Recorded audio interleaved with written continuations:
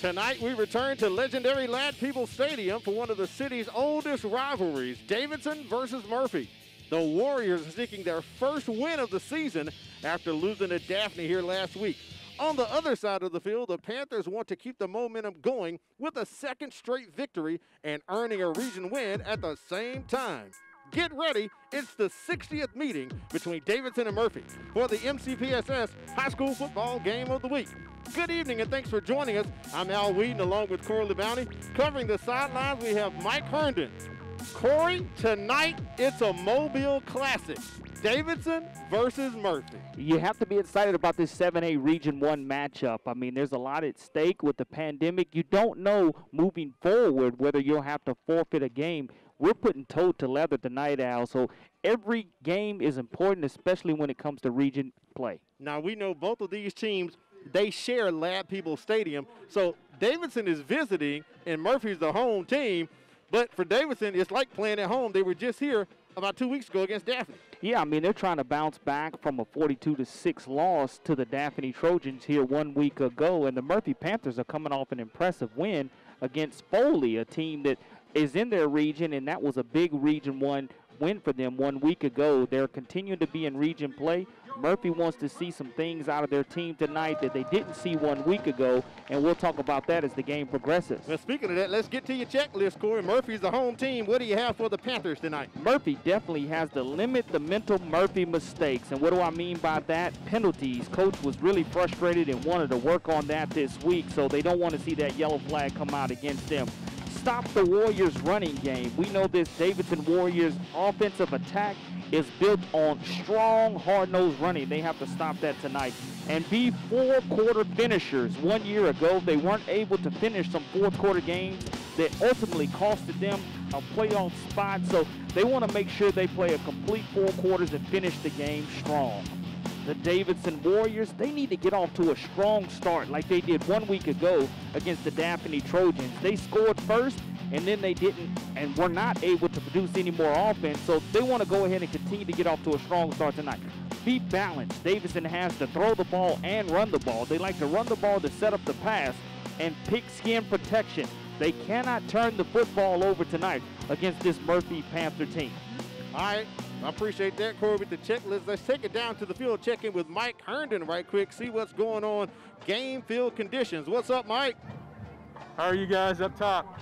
Now that the sun's dipped down behind the press box a little bit, you couldn't get a much prettier night for football. Just gorgeous down here. And at least one of these teams will be, actually both of them will love to see that, but Davidson played in an intermittent downpour last week, so they'll be happy to have a clean field tonight. All right, Mike, we appreciate that. Speaking of the weather, let's take a quick look at the weather. Future One's weather forecast, 85 degrees as we kick off tonight, 68% humidity and a 5% chance of rain. And it looks like the guys have taken to the field already, Corey, so we're not going to take a break. Let's just keep it right here. You see your Future One's game forecast in front of you. About 8 o'clock, the temperature is going to go down a little bit. That humidity will stay the same. Davidson won the toss and deferred to the second half. Murphy will be receiving the kickoff. Kicking for Davidson, Jonah DeLonga. He's the son of the soccer coach for the Warriors, Corey. And I'm impressed that you got his last name correct, because a week ago on the PA, I got an announcement saying, hey, it's DeLonga. So there we go, DeLonga with the kick. I did my homework from Coach Rick Cawley. And there are the Panthers on the kickoff return, getting it up to about the 25-yard line and not touched yet. Khalil Johnson, they finally bring him down at about the 28. So, Corey, action starts pretty quick here tonight. We didn't get our break in, but it's all good. We'll take a look at that Murphy offense as they come on the field, led by quarterback Alex Howell. This young man, he's a guy you definitely want to keep your eyes on. Threw for more than 1,200 yards last year. He's got an arm and he's smart. His receivers average 6'2" in height.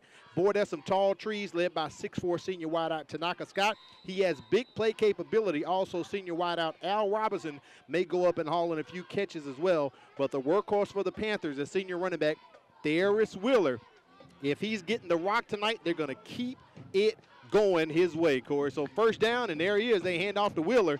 as he crosses the 35-yard line for the Murphy Panthers. And the matchup I'm looking forward to see is Tanaka Scott against Jeremiah Martin. Jeremiah Martin's 5'10", 158-pound junior, made 4 solo tackles a week ago, but on that first possession, Tanaka Scott put him on an island, and Coach Rico Jackson's calling the plays for this Murphy Panther team. So if they're going to be one-on-one coverage, you can look for Howell to try to hook up with the long ball with Tanaka Scott Jr. 2nd and 2. Back to Wheeler they go. Probably no gain on that play. You're right about that. Coach Rico Jackson, his offensive coordinator, went to another school and took a job, and so Coach Jackson said this year he's going to go back to calling plays. Last year was the first year he relinquished duties, Corey, where he didn't do defense or offense, so he's calling plays tonight. On the flip side, defensive coordinator Kelly Eubanks for the Davidson Warriors leads this 3-4 defense. Again, it's going to be critical for them to get off to a very good start here. 3rd down and 2 yards to go for this Murphy Panther offense. No gain for Wheeler on that play. Tanaka Scott moving to the top of your screen right there. Big play capability. You talked about him, Corey. That guy is something else.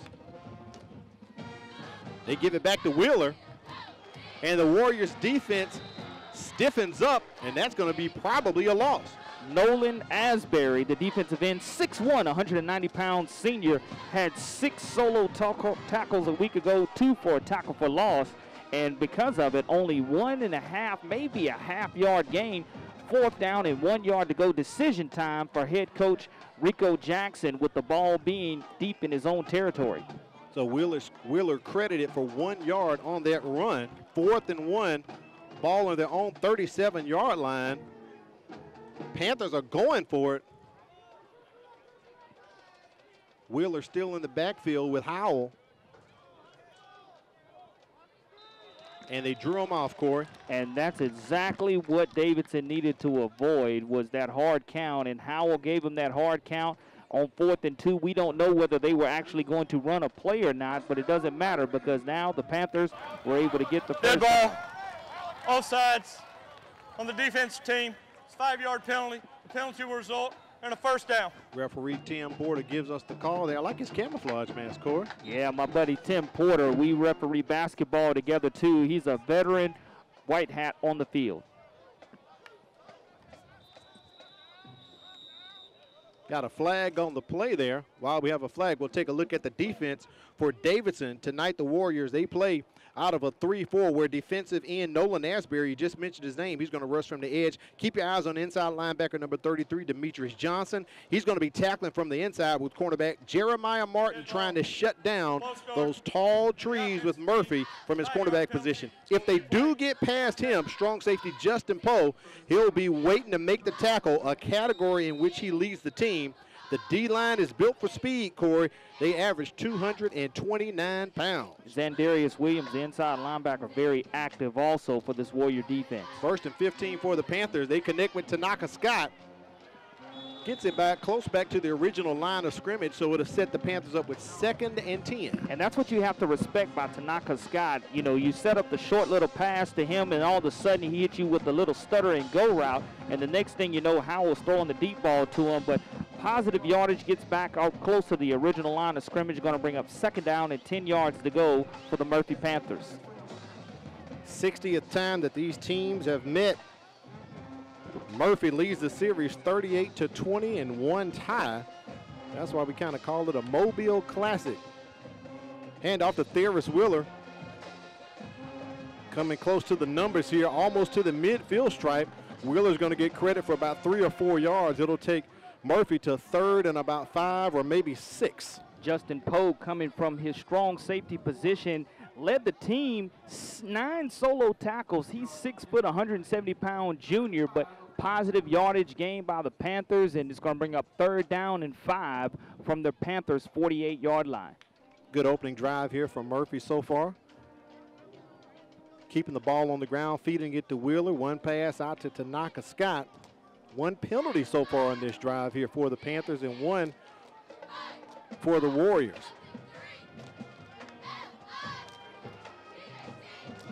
Coach Jackson continuing to feed that ball to Theris Wheeler, and he is tripped up right at the midfield stripe. It's going to bring up another 4th down for Murphy. Zandarius Williams does a good job from his inside linebacker spot. Again, 5'11", 198-pound senior, making sure that he was going to go ahead and stay at home. Brings up the second 4th down of this opening drive for the Murphy Panthers. This one's going to be a little bit longer. 4th down and 3 yards to go with the ball squarely at the 50-yard line. Howell looking to the sideline to get the call from Coach Jackson, the offensive coordinator, calling the plays, also the head coach as well.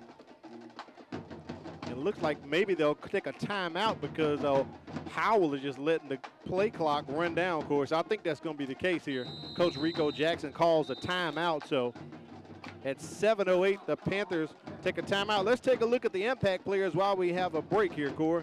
Well, you know, when you start talking about impact players, it has to be players 1 week ago or throughout this season that are going to make a difference. And for Murphy, it's definitely Tanaka Scott, along with defensive tackle Jabyron Nettles. And for the Davidson Warriors, linebacker Demetrius Johnson and running back Jonathan Whitfield. When you see Whitfield hit the field, you'll see how hard and how aggressive he looks. He loves to strike. He loves that contact. Yeah. He loves to create the contact. And Tanaka Scott, when he has a jump ball or a ball that's in the air by Howell, he already has 1 reception tonight. You'll see him go get it. And Jabyron Nettles, he's that plugger, kind of puts you in the mindset of Taylor Stallworth, who's now playing with the Colts. And again, you just know that this young man is going to do whatever he needs to do to anchor this defensive line. Corey, this game is kind of starting off like it did last year. I was watching last year's game earlier today, and Coach Rico Jackson took a timeout early in the first quarter. Last year, the score was only 13-7. The Panthers ended a 3-year losing streak to Davidson, and I remember you talking about Jonathan Whitfield. We called his name a lot last year. He's a very aggressive runner, and Jabyron Nettles on defense. Man, last year all night you were calling their names during that broadcast. And I can't forget about my main man Neil Farrell, who's at LSU, and he won a national championship, a fine Murphy alum as well. All right, here it is, 4th and 3. Empty set. Trips at the bottom, 2 receivers at the top. Howell fakes it to Tanaka Scott. And he's just trying to get a first down if he can, and he does as he goes out of bounds at about the 46-yard line. So that's first down for the Panthers, and they move the sticks. And that's something you saw a season ago with Alex Howell, being able to go ahead and rush with his feet as well. He's a very accurate passer, and he's a very, very cerebral quarterback and a cerebral student in the classroom as well, as he was formerly our Crichton Optimist Club Player of the Week last year. And Theris Wheeler was the Crichton Optimist Club Player of the Week this year, coming off that 293 rushing yard performance. But first down for the Murphy Panthers. And it looks as if we have another timeout. Coach Jackson has called another timeout. Corey, he makes no qualms. He'll burn all 3 of them in the first quarter if he has to. Well, it's one of those situations where, again, you want to avoid those mental miscues early. You don't want to be behind the sticks. You want to make sure you have the correct personnel on the field. All right, we're going to take a break and come back. You're watching the MCPSS High School Football Game of the Week.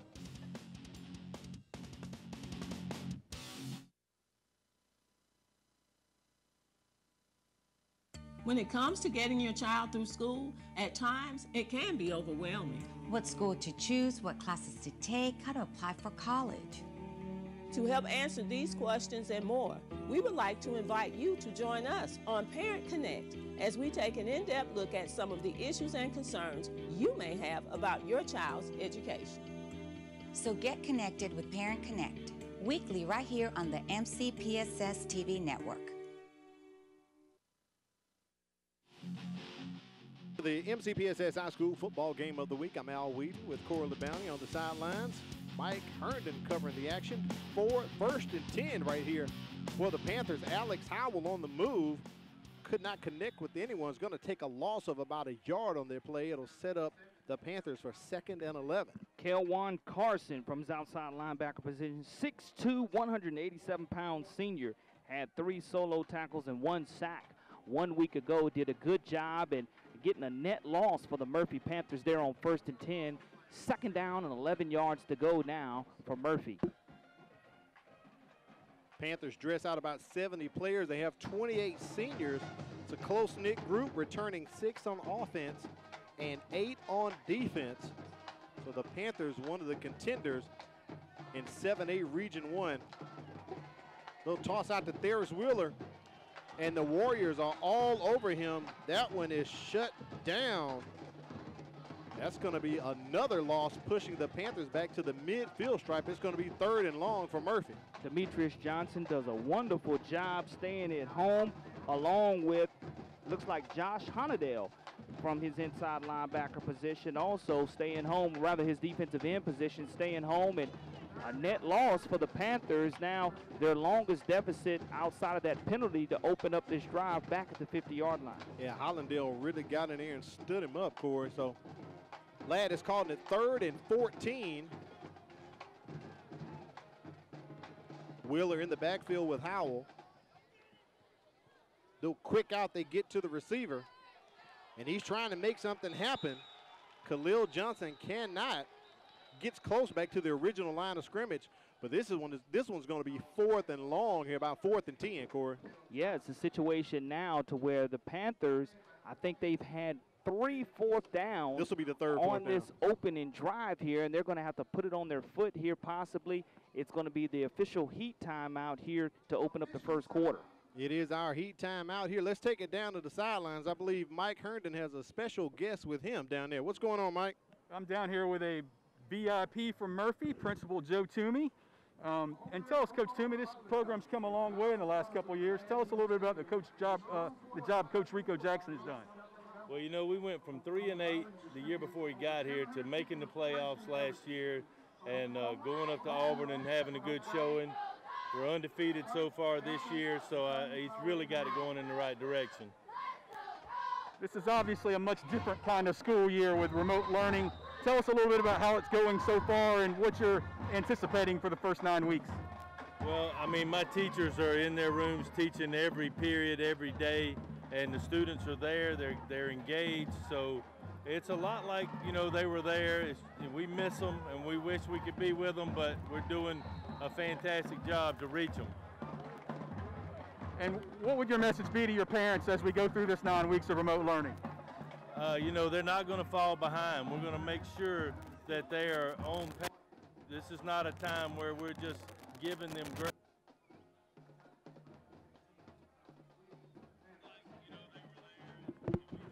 All right, thank you, Mike. We do appreciate that. Davidson running onto the field. Murphy decided to punt on that one, Corey. 4th and 10. I think Coach Jackson didn't want to take a risk right there at midfield. Yeah, what you do, you essentially flip the field. Now you're going to make this Davidson Warrior offense come out and try to grind this out from their own 16-yard line. Michael Brown is the junior quarterback leading the Warriors. We'll get their lineup on there for you in a second. Brown keeps it, picks up a couple of yards, maybe 2 or 3. It'll be 2nd and long here for the Warriors. The biggest thing for this Davidson Warrior team, as we talked to Coach Cawley, is this is a very young offensive line that is starting tonight. A lot of late-minute changes this week in practice due to Coach Cawley saying, hey, I've got a lot of young guys, and I need to go ahead and make sure that this young offensive line, once that ball is snapped, as it just was, they'll settle into the game. And anytime you can get positive yardage on 1st down, that's always a plus for the young guys up front. Looks about 2nd and 6 here for the Warriors. Whitfield lined up just to the left. I'm sorry, not Whitfield. Brown keeps that, and it was a high snap, and look at him go. Actually, they substituted someone else in. That's not Micah Brown. Yeah, it is. It is Micah Brown. Okay, gotcha, Chorus. Appreciate that check. Michael Brown did carry that one. So 1st down as the Warriors really go with it. Nice little read option right there. He decided to pull it out of the belly because he didn't see anybody in the defense collapsing. He decided to keep it himself, and he gets over 25 yards. And now Davidson with a nice offensive opening series here on the first 3 plays. Timeout, I believe Coach Rico Jackson has called his last timeout, Corey. And, you know, it's him and Coach Sumter both. They believe in burning those timeouts, and they don't believe in going home with them. And, you know, you look at right here, we're already close to Murphy High School, and he said, I can't go back home with them back across the tracks to North Carlin Street, so I'm going to go ahead and burn them right here at Ladd Stadium and go ahead and make sure my team is organized. Now, here's the downside of that. If you don't execute your 2-minute drives or down the stretch here at the end of the first or the start of the second quarter, you may need those timeouts, and they're no longer available to you. So the Warriors run on the field, 1st and 10, ball sitting at their own 48-yard line.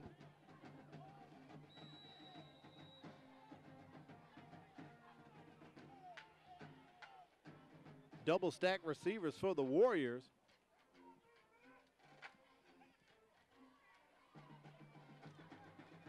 Whitfield on the run, and Corey, he is running backwards for a significant loss, but they're going to probably go forward progress, probably about 4 or 5 yards, so it'll be 2nd and 14 for the Warriors. You see that big plugger, Jabyron Nettles, the defensive tackle, making sure if you're going to run backwards, you're going to run into my arms, and you're going to continue to lose yardage.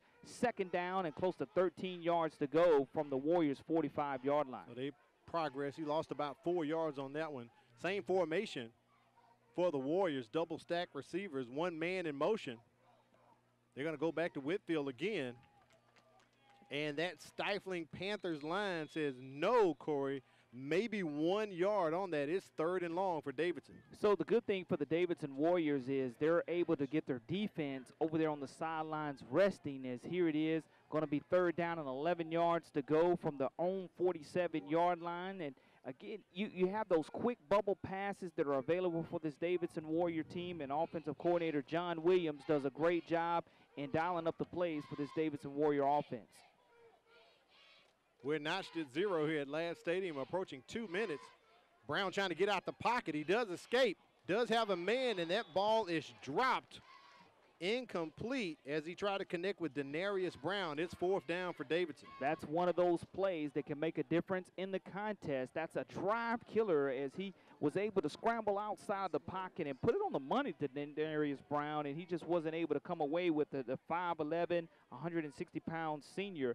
Has 4 receptions for 21 yards on the season, but now the Warriors will have to put it on their foot and punt it away. Jonah DeLonga on to punt, and back to receive Khalil Johnson, setting up at his own 13-yard line.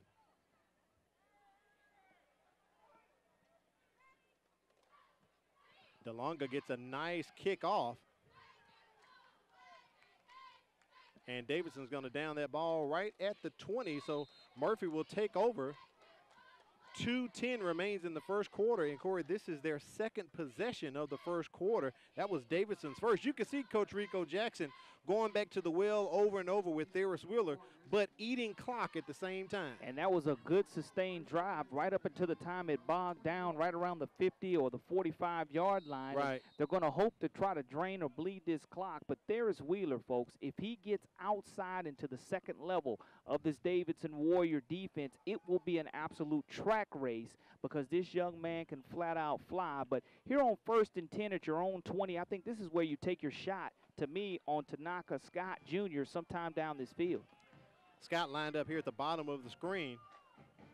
They're going to go back to Wheeler.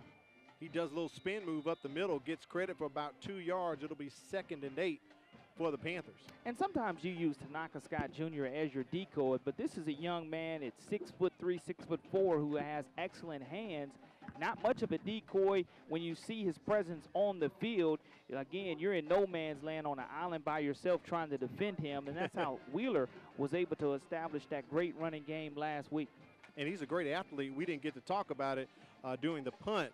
Mike Herndon was talking to Principal Toomey, but Tanaka Scott is also the punter for the Murphy Panthers. So very well-skilled athlete.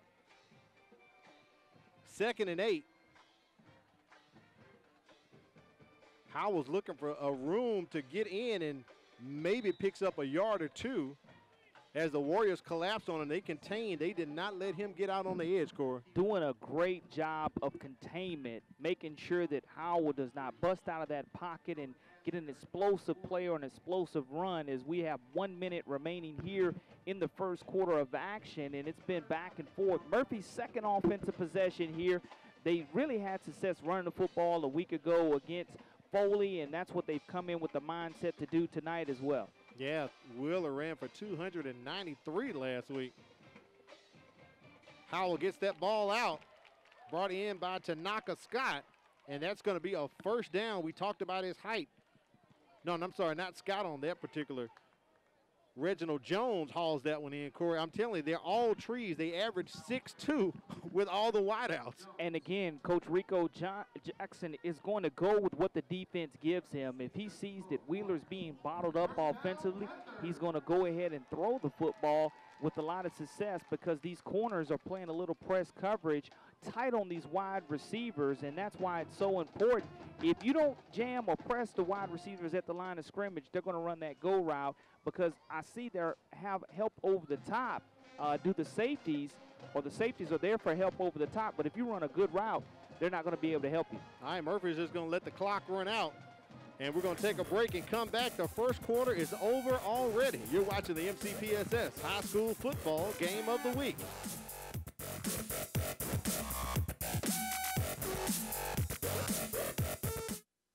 Hello, I'm Renee Phillips, your host of Homeroom. Will you join us as we talk with the students, teachers, and staff about all of the great things happening in our schools?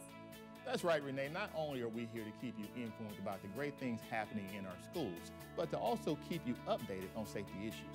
Our show, Safe Schools, looks at ways to keep your child and our students safe. Not only are we looking at ways to keep your child and our students safe, but to keep you informed on how to connect with us. Manténgase informado aquí en Conexión a Padres. And we also score big from pre-K to high school with MCPSS Athletics.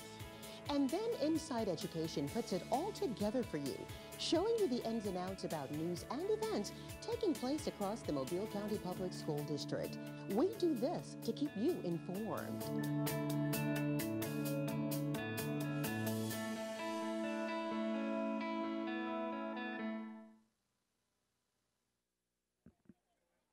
Welcome back to the MCPSS High School Football Game of the Week. Yes, Labor Day is upon us. Monday, September 7th, all schools and offices are closed with the Mobile County Public School System. And, Cora, we know we had a late start to the school year this year, so my kids had a 4-day work week this week, and next week they get a 4-day work week next week. I know everyone's excited, and, again, as excited as this high school football is as well. And, yes, that we are playing ball here. Khalil Johnson down the edge right there, and that's going to be enough for a first down as the chains will move and the Panthers keep moving and close to being into Warriors territory. Great job of faking the tall sweep and then giving it to the up back right there. The defense has to stay honest and stay at home, but the Panthers were able to pick up a first down. 1st and 10 Murphy from their own 49-yard line. Just a well-executed play.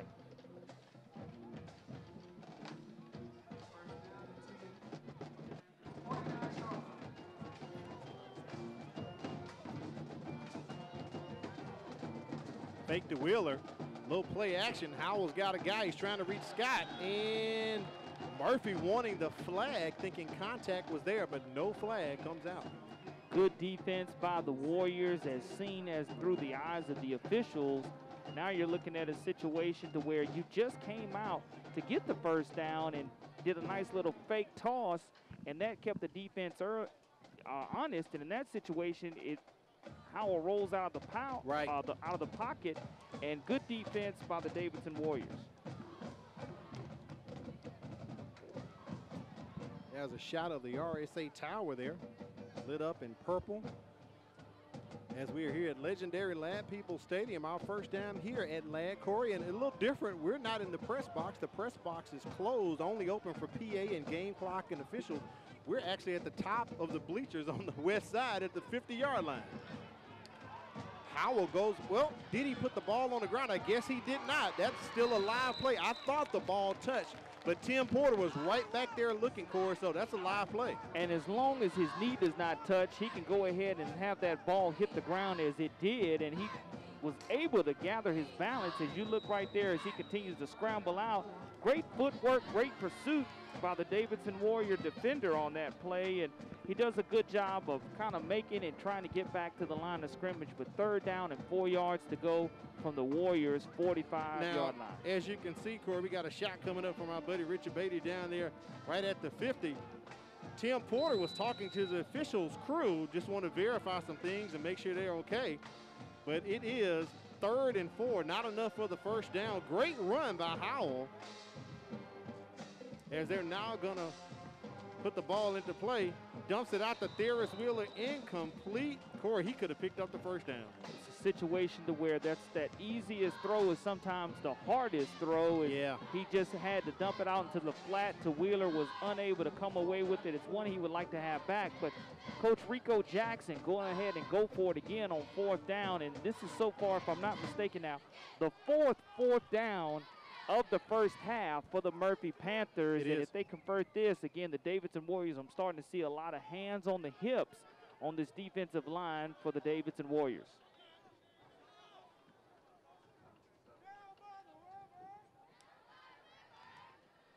Howell rolls out to his right.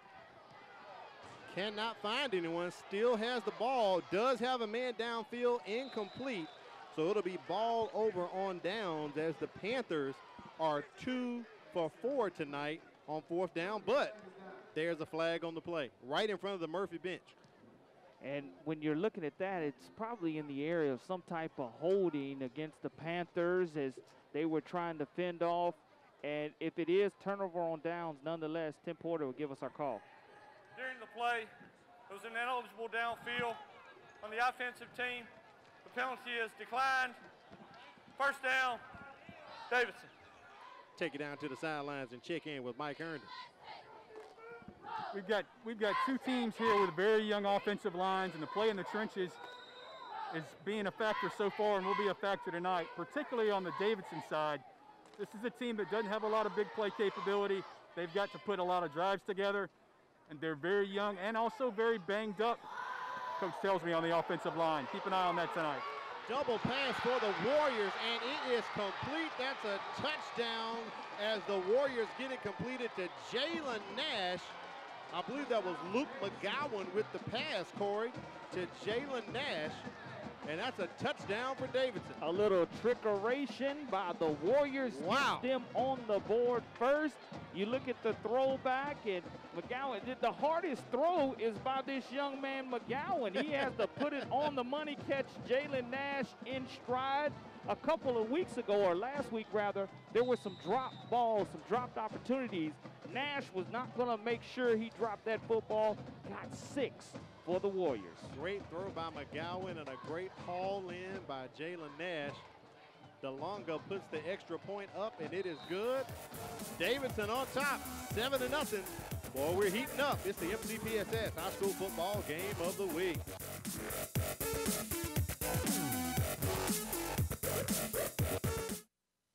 My name is Harshini. I'm a junior at Davidson High School, and after graduation, I plan on pursuing a career in dermatology. Currently, I'm taking science classes such as AP Chemistry, Biology, and Human Anatomy, which will help me pursue my career. I feel as though Mobile County is preparing me for my career choice in that they provide rigorous classes that help me think further beyond just what I'm learning. I'm Harshini Cannon, a junior at Davidson High School, and I'm learning today so I can be a leader tomorrow.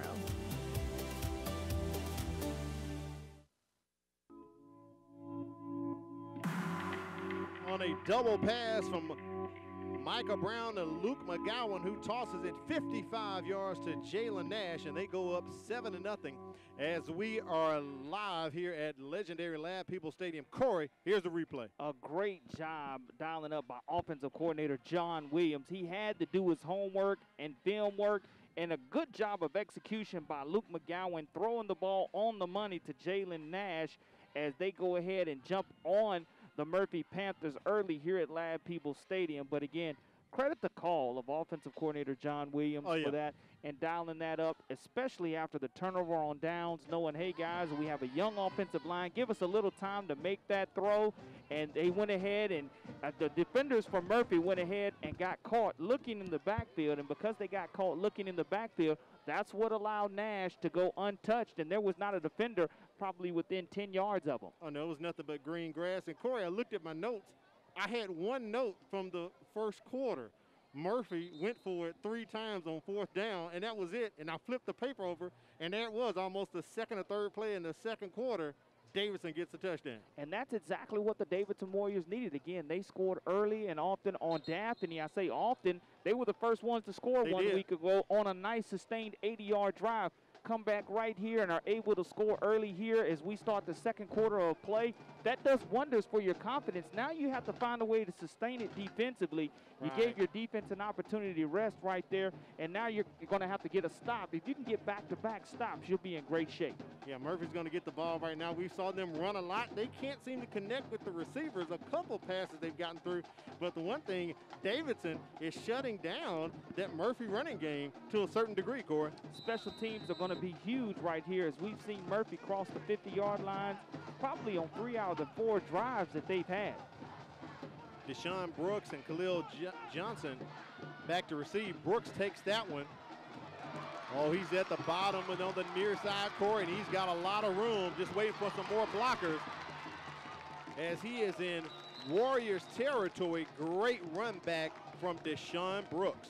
Special teams, as we're going to see a couple of flags being thrown on the play, one at about the 34-yard line and the other one at the opposite 37-yard line. But as you look at this wedge, that is a return situation for the Panthers, doing a great job, possibly a block in the back right there. That's very evident. Our crew has done a great job on replays this season, on bringing them back to us very quickly so we can see, and we definitely saw the block in the back right there that did occur.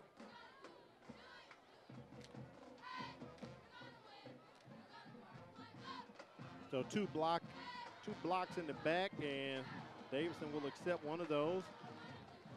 So that great field position is wiped out with the penalty. I know Coach Jackson is probably livid after that. Yeah, you have a good and positive return that's negated, but you're looking at this Murphy Panther team, and they are, again, explosive. During the return, there were 2 penalties on the play by the returning team. Block in the back, penalty was declined. Block in the back, that penalty will be 10 yards from the spot of the foul. It'll be a first down, Murphy ball. Tim Porter giving us that great call, as both of those right there were against the Panthers. Al, 10:49 remaining here in the second quarter. Murphy taking over at their own 25. Wheeler in the backfield. Little quick out. They're trying to get that screen set up for Tanaka Scott, and no, it is shut down by the Warriors. They are big on defense tonight. And that's what it's going to take. It's going to take that defensive effort that you got. And Demetrius Johnson, the outside linebacker, goes ahead and wraps up Tanaka Scott to make sure he doesn't get any yards after the catch. It's going to be a 4-yard loss on the play, bringing up second down and 14 yards to go for the Murphy Panthers. The war on the Eastern Shore taking place tonight. Daphne on top of Fairhope 14-7 with 9 minutes remaining in the second quarter. That's a big ball game. 2 outstanding quarterbacks, Riley Leonard and Trent Battle, doing battle tonight on the Eastern Shore, Corey. 2 of the state's best, and a nice crowd here at Lab Peoples Stadium to enjoy Friday night high school football action. Both bands are here. I don't know if they're going to take the field at halftime. We'll find out. But I will say this, the Davidson band has been going all night long, Corey. And they're such a part of this high school atmosphere. You have your cheerleaders and your band members who go through the same type of sweat equity throughout the entire offseason also.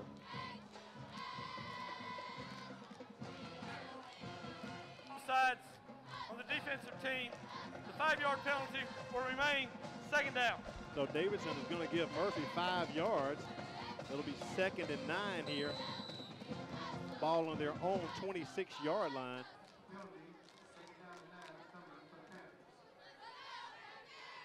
They break the huddle with an empty set. They put the 3 receivers at the top. Howell's trying to escape the Warriors' rush, and they have been rushing him well tonight, run him out of bounds at about the 22-yard line. I love the strategy by defensive coordinator Kelly Eubanks. Jeremiah Martin starts on press coverage on Tanaka Scott, and then he bails out 10 yards into the play to make sure he does not get beat on the deep ball. So they'll give up anything underneath. Now it's going to be 3rd down and 13 yards to go. And Howell wanted to go to Scott on that play, but because Martin bailed out 10 yards, he could not go to the deep ball and could not get his feet underneath him to throw it. So again, good job by this Davidson defense implementing their strategy of what they saw on film this past week. 3rd and long for the Panthers. It's 3rd and 13 on their own 22. They're going to give it to Wheeler, and he's up the middle. Going to be tackled right at the 25-yard line. So it'll be 4th down And about 10 yards for Murphy, and I believe on comes the punting crew. And that's what you have to do. You have to flip the field in this situation. The clock is still running. Davidson's defense was able to get off the field, which is a plus for them. And now Murphy's going to not bring Tanaka Scott on the punt, but someone else is going to be punting for the Panthers. McDaniel on the punt. He does get the punt off. Justin Poe back to receive. He's going to run away from it. It takes a Panthers bounce. Great punt by McDaniel. That ball being downed at the Davidson 23-yard line. You got to thank some folks over at Future Ones. If you want to get some gear for your team, if it's team apparel or equipment, reach out to Future Ones. From baseball to wrestling, all sports in between. Wear the future with Future Ones. Also, shout out to Firehouse Subs. Enjoy more subs and save more lives. A portion of your subs purchase will go to the Firehouse Subs Public Safety Foundation. Big thanks to Jim and Susie Sherman at the Greenlight Road location. Corey, I had the honor and the privilege of picking up the food for the crew, and I heard the young lady ask a customer, would you like to make a donation to the Firehouse Sub Foundation? And a great organization, Firehouse. Thank you so much for feeding our crew. Jim, getting it done for us. All right, the Warriors on the field after that big touchdown they had. Jonathan Whitfield tries to get his legs up underneath him, probably maybe 1 or 2 yards as we approach the 8-minute mark in the second quarter.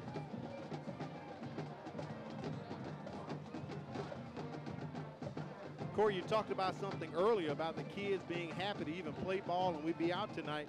Here, Coach Rico Jackson told me he tells his kids all the time they're really blessed to be playing football right now.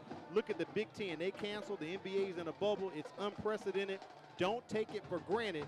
Enjoy what you're doing. He says, I want to go to church. I can't even get in the building. You guys get to play football. So don't take this for granted while you're out here.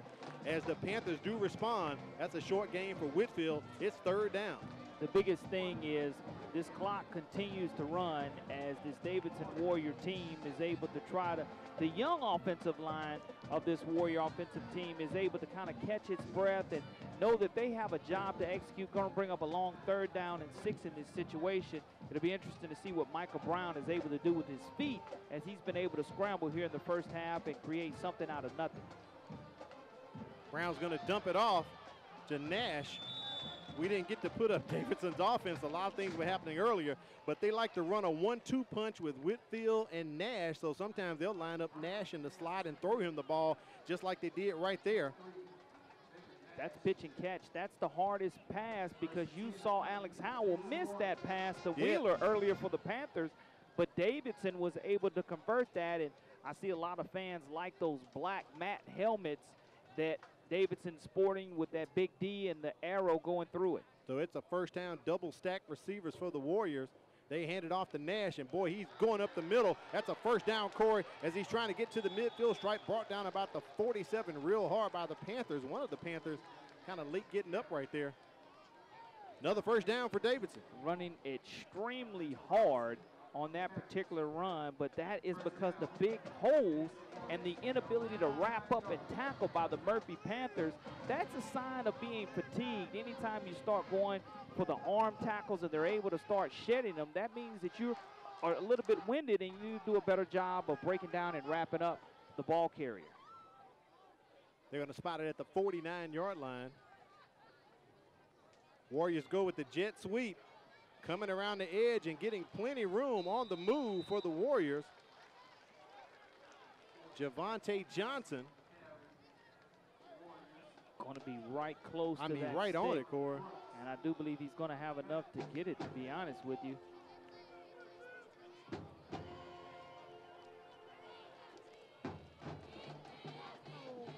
It is going to be enough for that first down, and the ball's going to be right at the Panthers' 41-yard line. Defensive coordinator Tellis Stone trying to get the adjustments in to this Panther defense. Hand off to Whitfield, and boy, he is met with the Panthers. No gain right there, Corey. And that's exactly the adjustment that Tellis wanted his defense to make, as they were able to come away with a big important stop on first down for negative yards. Second down and 11 yards to go now for the Warriors from the Panthers' 42-yard line.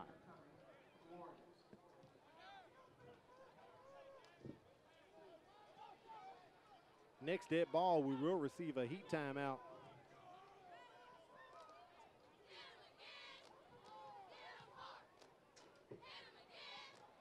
Brown steps into the pocket, steps out. He's still free. He's going to keep it, tuck it, pick up a couple yards, little stutter step. He got about 7 or 8 on that, Corey. All I can say is, wow. You look Yeah. at the start-stop ability of this young quarterback who does a great job. Micah Brown absolutely freezes the defender. You look at Micah Brown, drives back, stops, puts on the brakes, and all of a sudden he spins out of it. A great offensive move. And Wow. and that's going to lead to the heat timeout here in the second quarter here at Lab People Stadium. 5:38 here, so we'll take a heat timeout and get some information up for you. We're going to share with you as well. Need some help with your homework?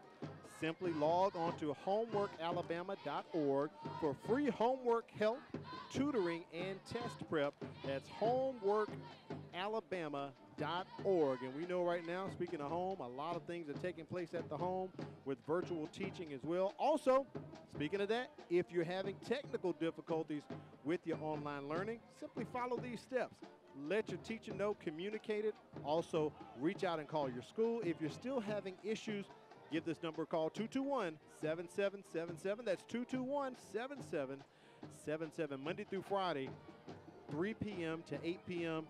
And these are very important steps we need to know right now, especially with virtual learning going on the first 9 weeks, Corey. So it's looking like all the way up into the first week of November. So how's it going for you, Ms. LeBounty? I tell you, virtual learning is something that's very exciting. It is. For the young folks. And, you know, they're already technologically savvy. You know, they love to get on the video games and play. And it's a situation now to where you're able to interact with your teacher just like you would FaceTiming your friends. So I just love the ability of the students to be able to interact online and just make sure it's a safe environment for our kids. And the superintendent's done a wonderful job of that here in the Mobile County. Corey, I School agree. System. Full disclosure, my wife is a school teacher here in the school system. But right now, being at the house with the twins, I do kind of understand what she's going through every day, brother. Kind of. But I do look forward to the lunch roll. And speaking of lunch, we're going to talk to someone at halftime about the lunch program. But I'm enjoying kind of getting the lunches together, have them ready. I'll say, what you want? You know, they'll say, Dad, we want this today. So I go in there and do my thing. So I'm enjoying that part of it. It is an interesting time in society, but it's something that we're going to overcome. And, again, the technology that's available for these young people, virtual learning, is here.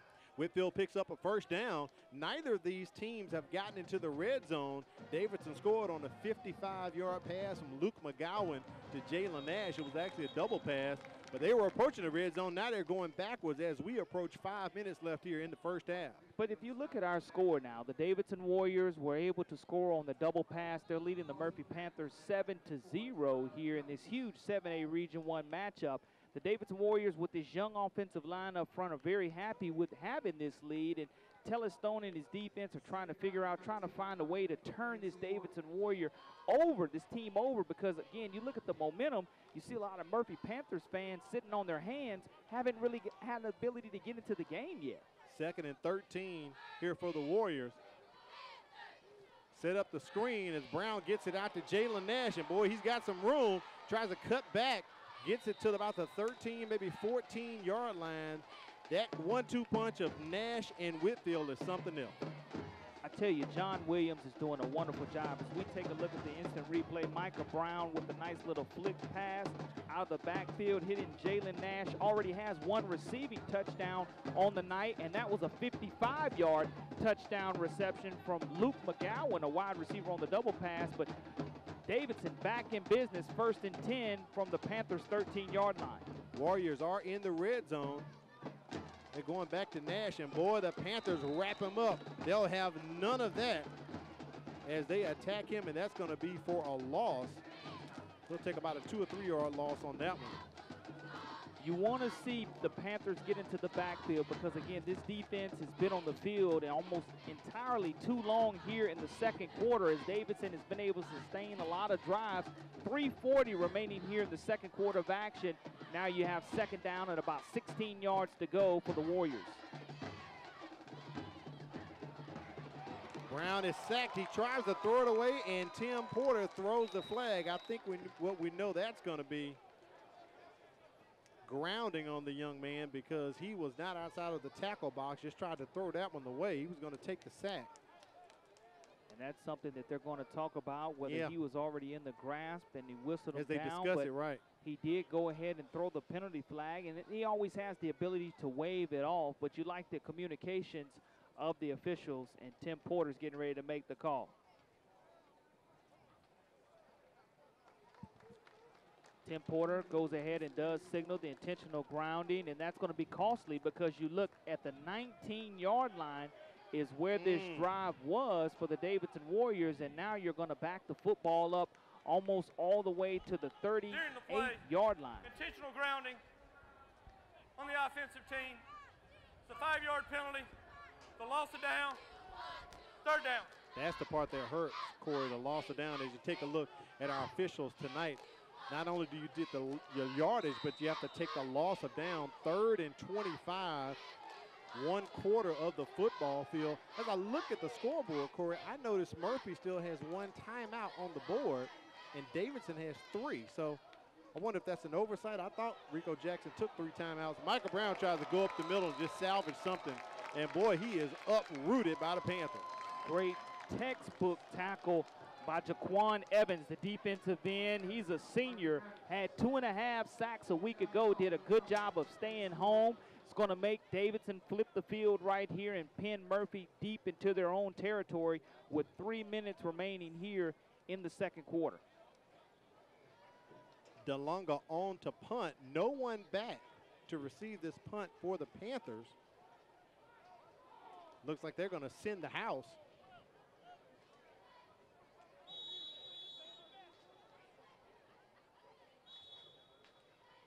We're going to have a timeout. I believe Davidson's going to call a timeout right here.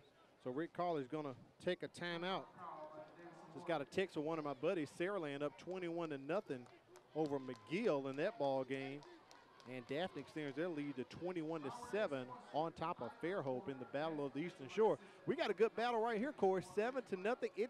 It's kind of wrapping up like it was last year, a low-scoring affair with a lot of ground activity going on. 13-7 was our final score 1 year ago between both of these teams. But when you're the Murphy Panthers and you have not been able to score after having that offensive explosion 1 week ago, credit this Davidson defense of bouncing back after Daphne scored 42 unanswered points 1 week ago. This Davidson Warrior team got back and reestablished themselves, especially with all the injuries and that has occurred this week for the Davidson Warriors. As again, we mentioned at the top of the broadcast, they have a lot of young offensive linemen on the football field tonight, but it's going to be important here to go ahead and make sure you have a clean snap and pin this Murphy Panther team deep and make them drive the length of the field to try to score here with 2:36 remaining here in the second quarter.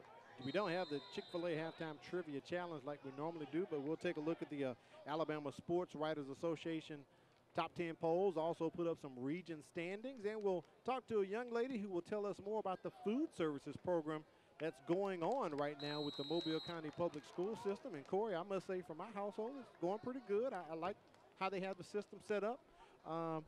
Sometimes it'll be a line, and sometimes it may not be a line. Depends on what time you get there. But we're going to talk to her at halftime as well, so stick around.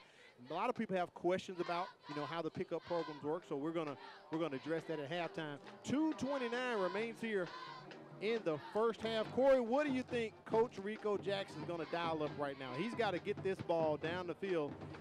He's about 79 yards away from hitting pay dirt. Well, again, the biggest thing for this Davidson Warrior defense is they continue to bump and play off of the wide receivers, not getting beat over the top, and they'll bail out in coverage to make sure they don't get beat over the top. But I think Murphy's going to have to continue to take their shots down the field. All right, direct snap to Tanaka Scott. They're dialing it up a bit. He picks up about 9 yards on that carry.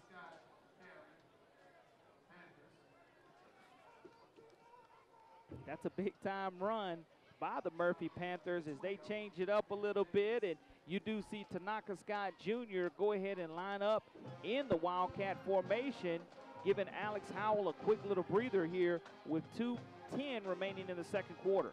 Howell back in the ball game, and he's going to line up as a wideout. Direct snap to Scott again. Up the middle he goes. But the Warriors are ready for that one, Corey.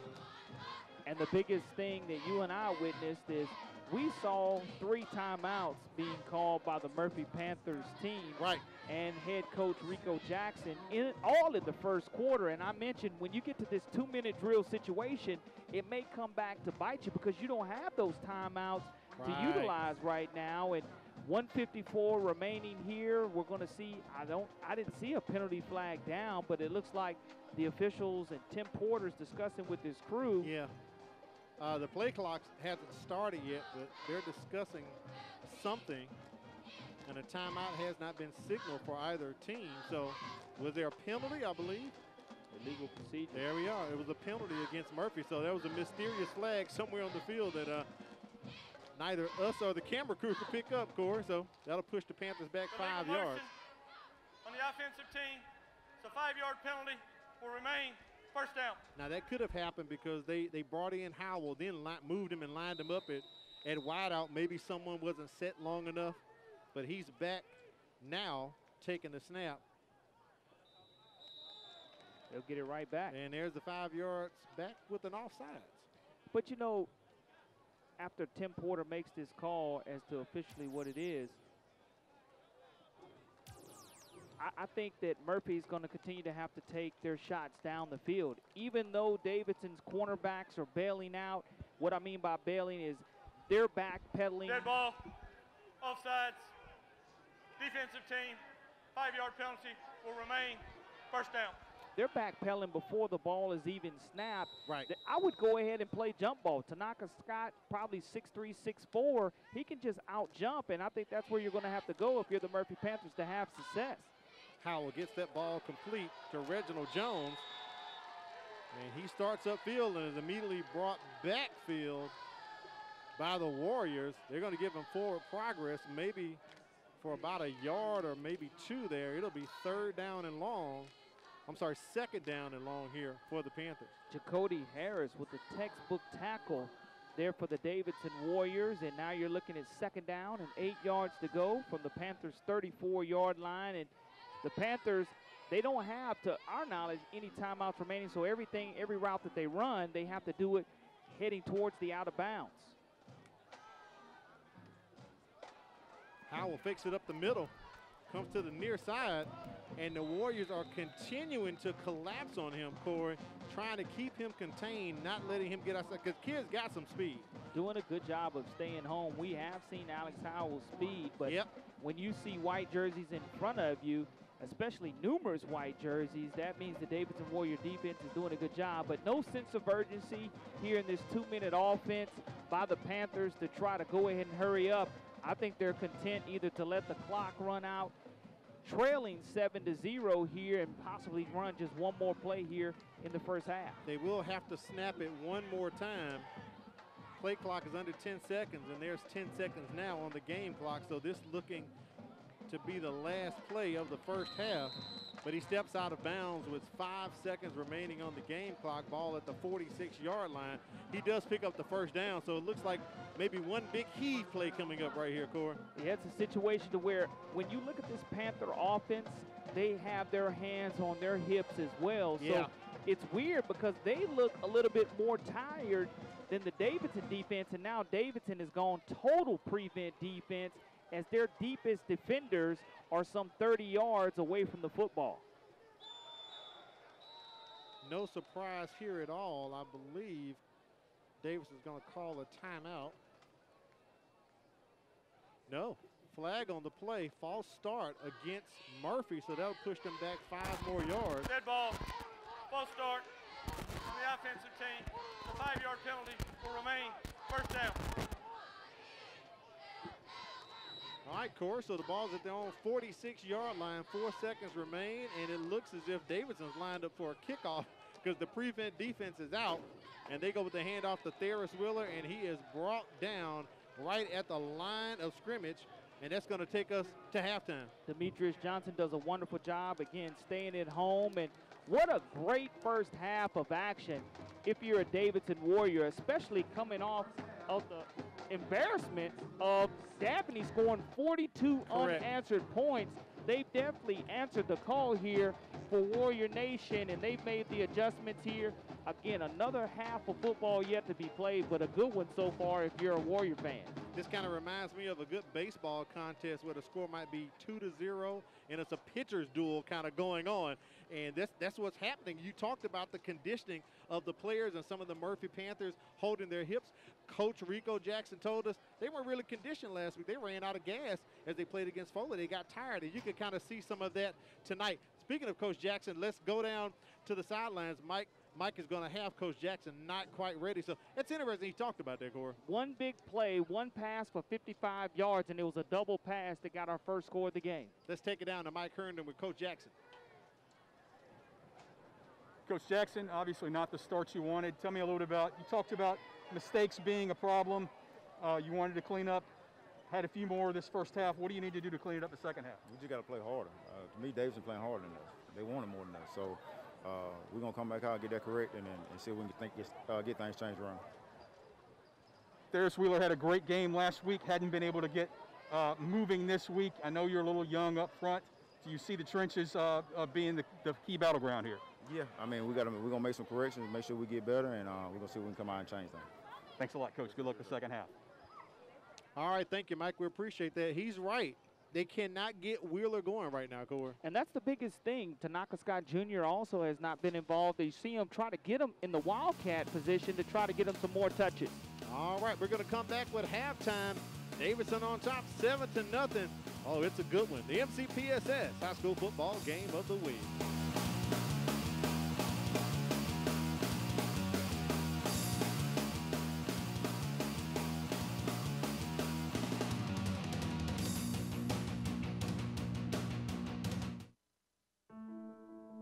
A teacher is one of the biggest investors in a community.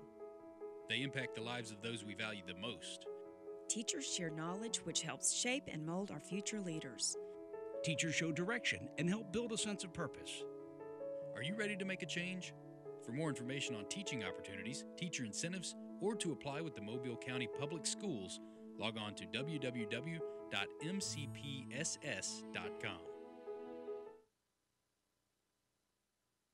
From birth up until school age, you know, he was a fast developer, fast learner. He was always a happy person. Every time you seen him, he had a smile on his face. The day I lost my son, I got that phone call. It was like my whole world just stopped. All I wanted to do was see my son, and I wasn't able to see my son until I had to go to the funeral homes. I think that was one of the hardest things that a parent has to do.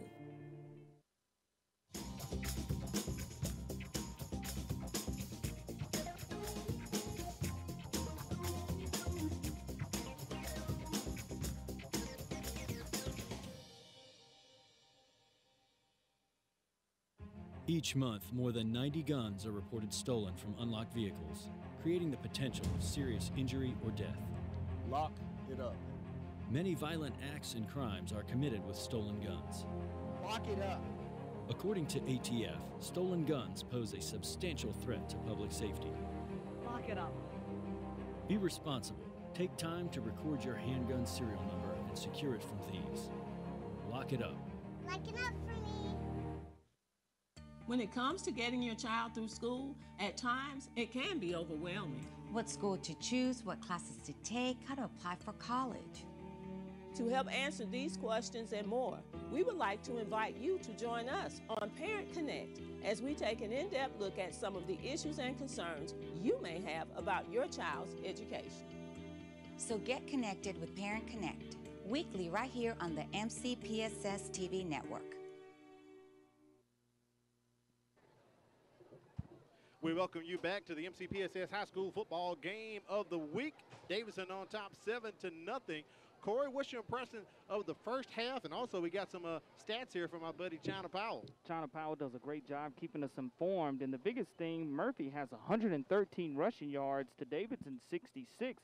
You look at the passing yards, 55 passing yards by Davidson. That was on the one double pass that led to our only score of the game. total yards are pretty much even. Murphy has 125 total yards.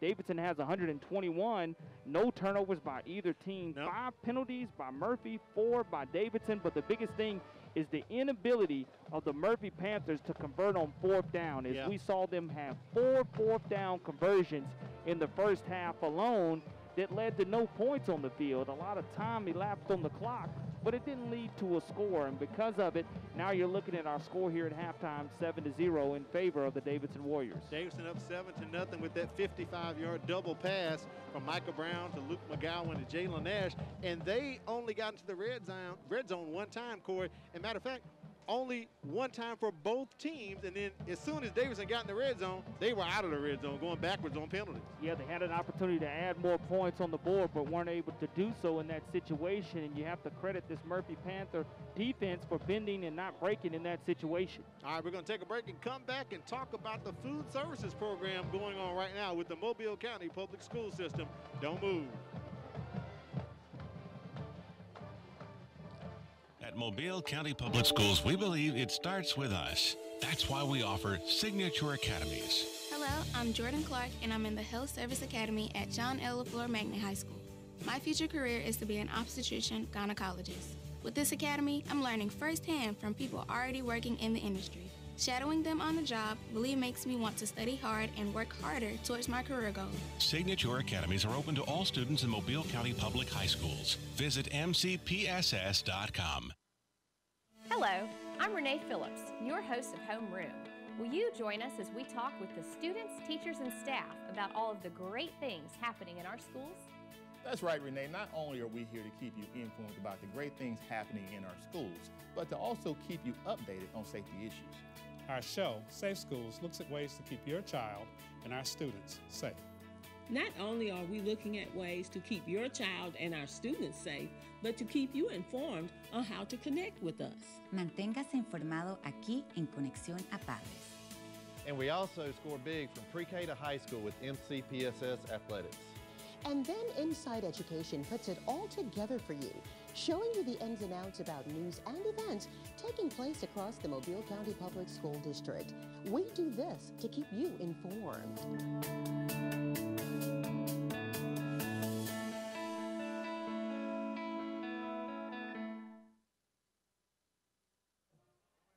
We welcome you back to legendary Lab People Stadium for the MCPSS High School Football Game of the Week. Don't forget Labor Day. We will be closed, offices and schools, Monday, September 7th, Labor Day.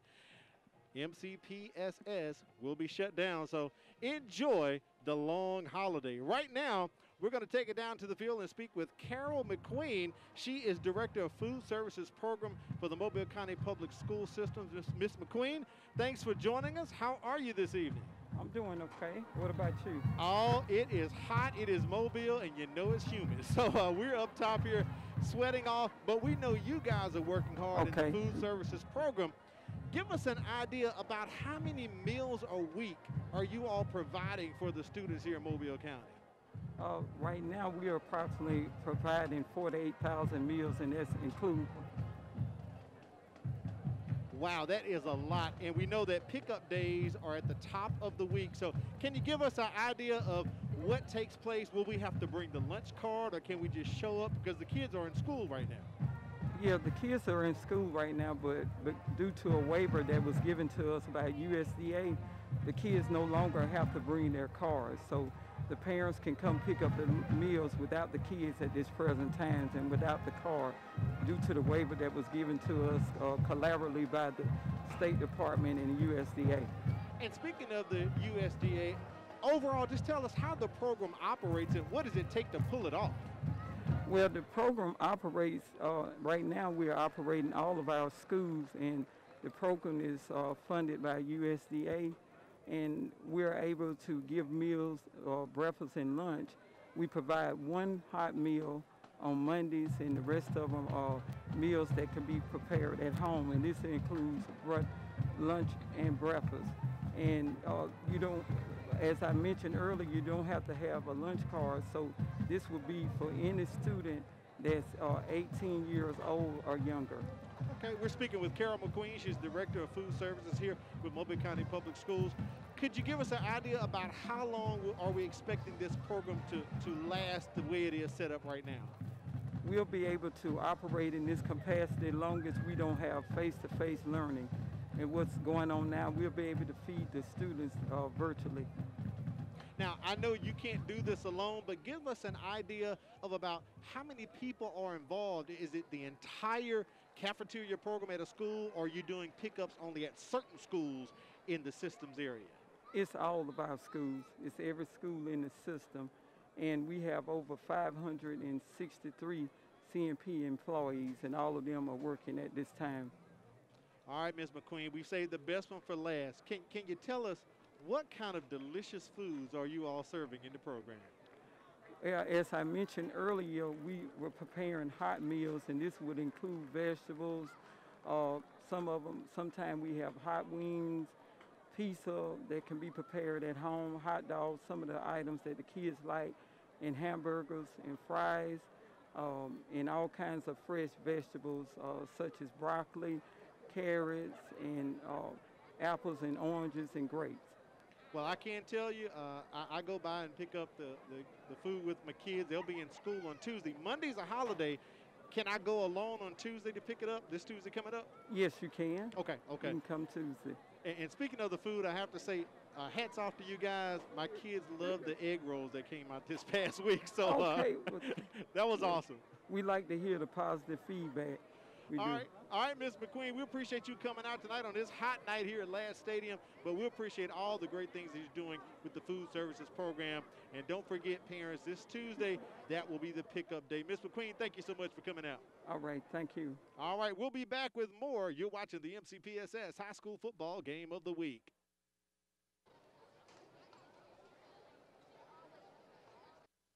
It's a fact. Bullying happens. Bullying can lead to serious physical and emotional pain. But there are some things you can do to prevent or stop it. Stand up for the person who's being bullied. Let the bully know that it's not cool to pick on others. Take action by reporting the bully to a teacher or principal. In the end, when you help someone who's being bullied, you are also helping yourself.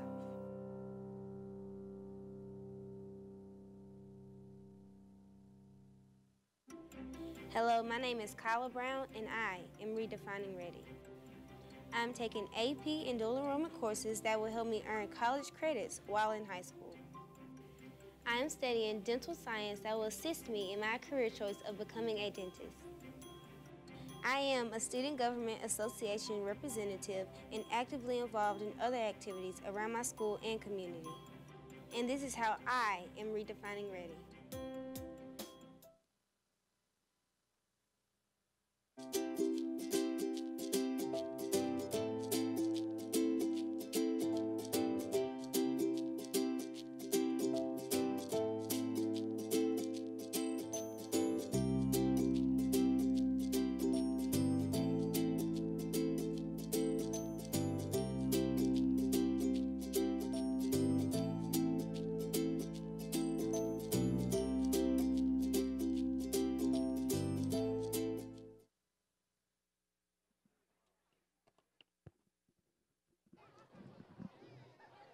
We welcome you back to the MCPSS High School Football Game of the Week. Al Wheaton, Corey LeBounty. We're here at legendary Ladd People Stadium, and Davidson on top right now, 7-0 over Murphy. And Corey, we're going to take a look at the Alabama Sports Writers Association top 10 polls that have come out this week. And we'll let the guys in the truck get that up for us. And we'll start off with 4A, looking at American Christian holds on to the top spot once again, as do the Vigo Wolves, still at number 3. And playing their first actual game of the season tonight, Corey, against W.S. Neal. Mobile Christian, they upset UMS Wright last week, so they entered the poll at number 8. And Williamson drops out of the top 10, picking up 14 votes. A big game tonight between St. Paul's and Williamson. And last score I checked, St. Paul's was leading Williamson 21-6. But Viger just excited to play football finally, and again dropping down to 4A after not having an opportunity to really play their first game against Blunt. I know they're just excited to play tonight. Let's take it up to the 5A poll. Over in 5A, Central Clay County still atop the poll. St. Paul's moves up one spot to 2, and the Rams of Faith Academy continue to climb now up 1 spot to number 5. UMS Wright's winning streak ended last week at 34 games with that loss to Mobile Christian. So they dropped 3 spots to 8. But with the Battle of O'Shell Road taking place tonight, that number 8 ranking won't last long, Corey. Yeah, you saw UMS Wright with a big win over LaFleur here last night at Ladd Peoples Stadium, and that was huge. But St. Paul's on national television with a big win. Take it up to the 6A poll, moving on up there. The top 3 remain the same, with number 3 Blunt still not yet having to play a game. They were scheduled to play Baldwin County tonight, but we know that they have been quarantined. Eufaula jumps from 7-4, and McGill-Tulane still sitting at number 5. They're down 27-0 right now to Saraland, and Saraland remains at number 10. So 6A, we have 3 teams in the local area here in the 6A poll. Yeah, watch out for the Spartans. We saw them absolutely stun the Bobcats in week 0, but Blunt getting an opportunity next week to play Centradale. I know they'll be happy to actually just be able to play football, as they've gone almost a month without even putting toe to leather. That is unreal. In 7A, Thompson picks up 23 first place votes, and Hewitt, Trussville, and Hoover remain at 2 and 3 from last week. Fairhope climbs up the poll 1 spot to number 5, and their opponent tonight in the Battle of Eastern Shore, Daphne, is on the outside looking in with 23 votes, and Daphne on top of Fairhope right now. So there's a look at your 4A, 5A, 6A, 7A Alabama Sports Writers Association poll. Let's take it down to the field and enjoy the sounds of the Murphy Panthers.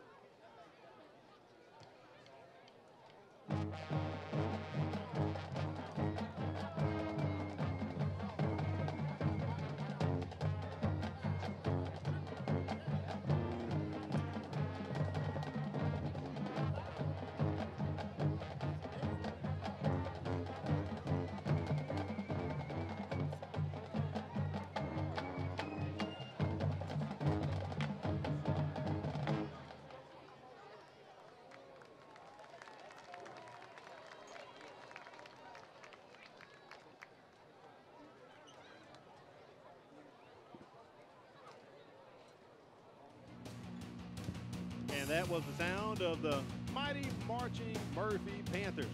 Davidson up 7-0 at halftime. We'll be back shortly after this break. You're watching the MCPSS High School Football Game of the Week.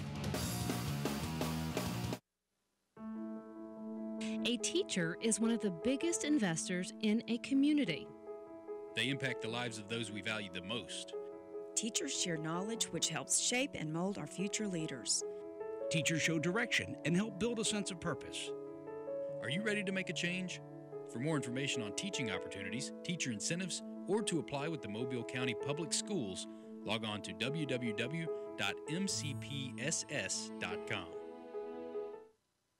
My name is Harshini. I'm a junior at Davidson High School, and after graduation, I plan on pursuing a career in dermatology.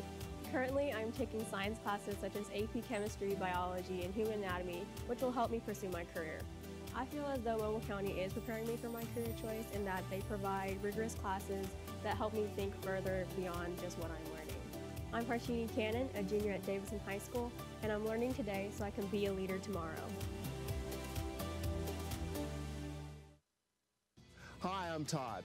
And I'm Terry, and we'd like to invite you to join us as we take a look at nature in ways that you've never seen before. Come travel with us as we go coast to coast to uncover some of the most interesting animals. And some of the most beautiful scenery that's offered outdoors. You can join us on our nature adventures right here on the MCPSS TV network.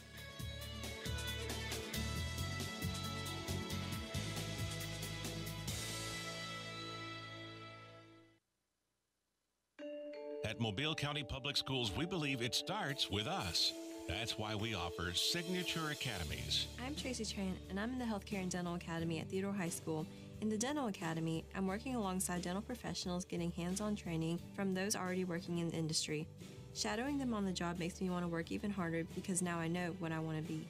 Signature Academies are open to all students in Mobile County Public High Schools. To find out more, visit mcpss.com. As a student in the Mobile County Public Schools, there are a few things I've come to expect. One is a quality education, and the other is a quality lunch. Not only are our school meals well-balanced, meeting all federal nutritional standards, but they also have less fat, fewer calories, and they taste really good. Oh, and I forgot to mention, our school lunches contain whole wheat, grains, fruits, and vegetables to give me the energy and brain power to get me through the day. We welcome you back to the MCPSS High School Football Game of the Week. Al Weed and Corley Bounty on the sidelines. We have Mike Herndon handling stats for us. It's China Powell. And we're going to get up right now, speaking of some statistics, but the standings in the area, Corey. We'll start with 4A and work our way up to 7A because we have some folks playing region games actually started last week. Yeah, that's the biggest thing. You know, every week you just try to get better. And as we take a look at these 4A standings, you'll see the implication of the region. Mobile Christian, of course, had that huge win over UMS Wright, ending that 34-game winning streak. But again, region play, no region games so far in 4A Region 1 besides overall rankings. Now, tonight we do know that Viger and WS Neal are playing. That's Viger's actual first ball game. You see they have a 1 in the overall column because of the early forfeit from Blunt for the Viger-Blunt matchup. But Viger and W.S. Neal playing tonight. Let's take it up to 5A Region 1 and look at those standings as they come in. UMS Wright, they are 1-0. They picked up a win last night against LaFleur. Faith Academy, also St. Paul's, Alberta, Satsuma, and Rain. And with LaFleur losing to UMS right there, they fall to the bottom of the 5A. Very, very tough region right here, Corey, 5A Region 1. It really is. As you look at the realignment, Faith Academy went undefeated 1 year ago in the regular season. UMS Wright comes up, St. Paul's comes down, and Alberta and Satsuma going after it. A tough loss last night for the LaFleur Rattlers, but Chris Raymond doing a wonderful job just trying to keep the program together with the LaFleur Rattlers. And again, if anybody can get it turned around, it'll be Coach Raymond. Moving up to 6-8 Region 1, we know a lot of those contests are going to be taking place and big things happening right now. Sarah Lynn and McGill, they're playing tonight. Scheduled was Blunt and Baldwin County. We talked about it earlier. Baldwin County quarantined earlier this week, even Gulf Shores as well, and also Orange Beach. So 3 schools in the Baldwin County public school system on quarantine. But you have Robertsdale overall right there, 2-0. But Citronelle and Blount are going to meet next week, Corey. That'll be Blount's actual first game. Yeah, and I look forward to seeing that being a huge region game. And again, welcome to 6A Region 1 McGill-Tulane as they drop down from 7A to 6A, and Saraland having its way right here early. And you always hate those forfeits, the final score being 1-0. And your Spanish Fort playing a game of no record tonight against Park Crossing, as Park Crossing comes down to play over in Baldwin County.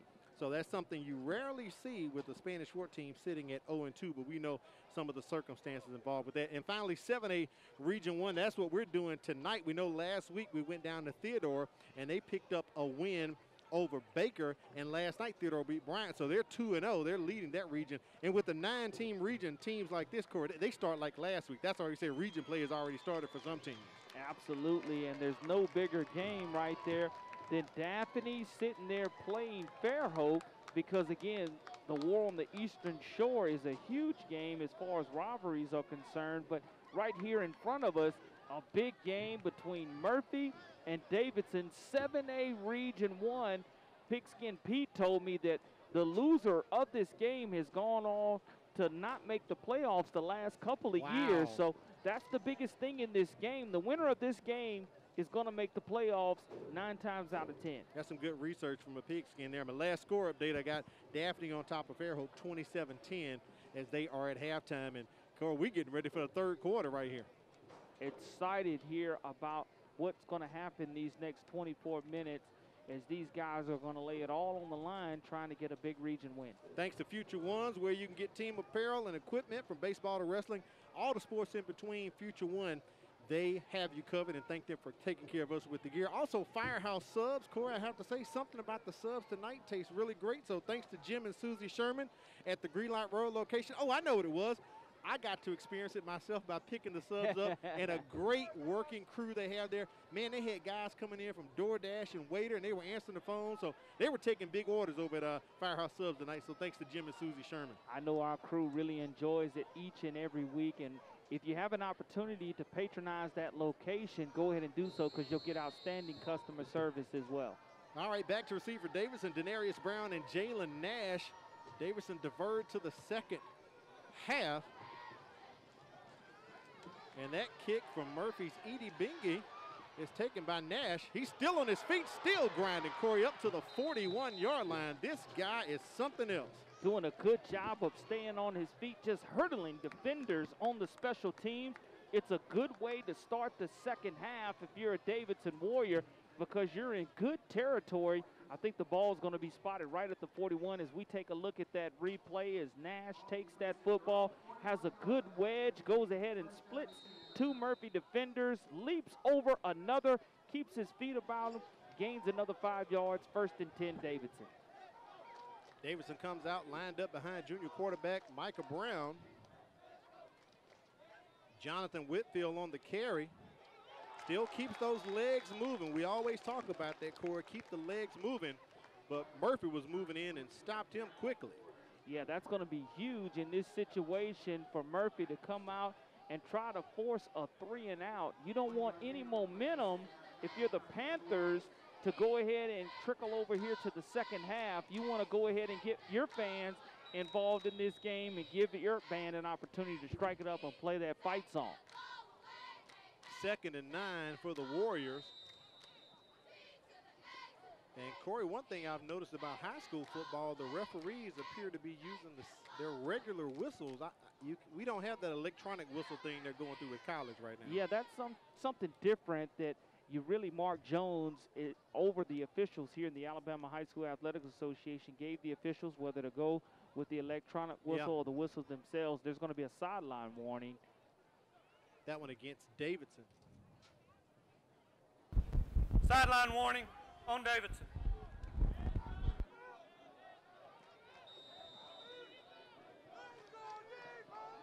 So it'll be 2nd and 9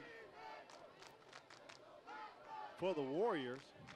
Ladd is coming. They finally changed it here, Ladd, 2nd and 9. Whitfield stopped in the backfield by the Panthers. Corey, let's get your checklist back up, kind of revisit. What do you think both of these teams did in the first half to be on top of your checklist? Again, Murphy had to limit the mental Murphy mistakes, and they were able to have a lot of penalties and weren't able to finish drives. They had to stop the Warriors' running game. Both teams were balanced from a running game. In 4 quarters, who's going to be that fourth quarter finisher? Murphy looks to be that.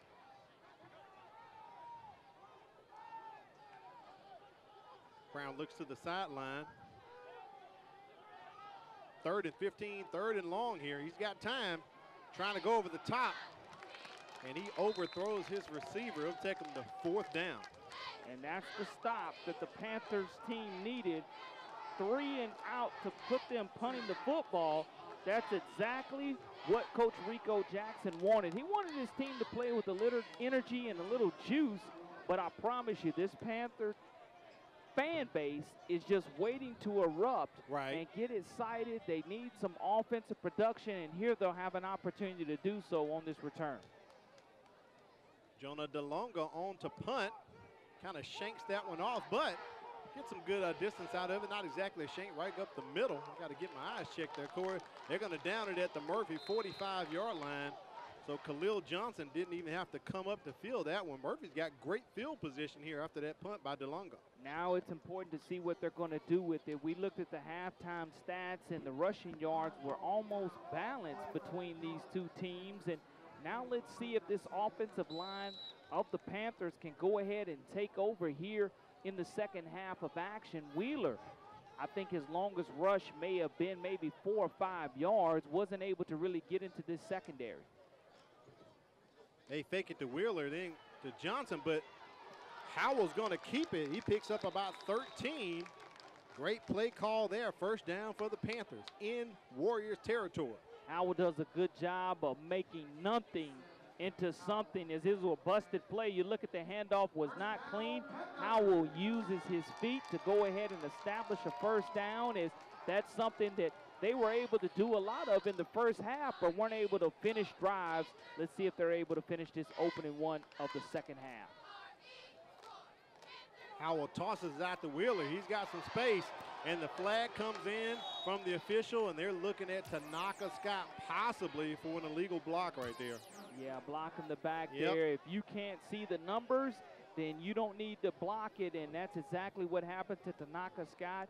It's going to be one of those costly penalties to where the Panthers had all the way to the 41-yard line and are going to go backwards now.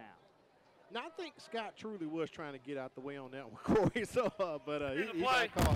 Blocking the back, the offensive team. It's a 10-yard penalty from the spot of the foul for remain. 1st down. Take a look at the replay here, Corey. Now, if I was calling a basketball game, I would say that's a great screen right there for you to drive the lane and score.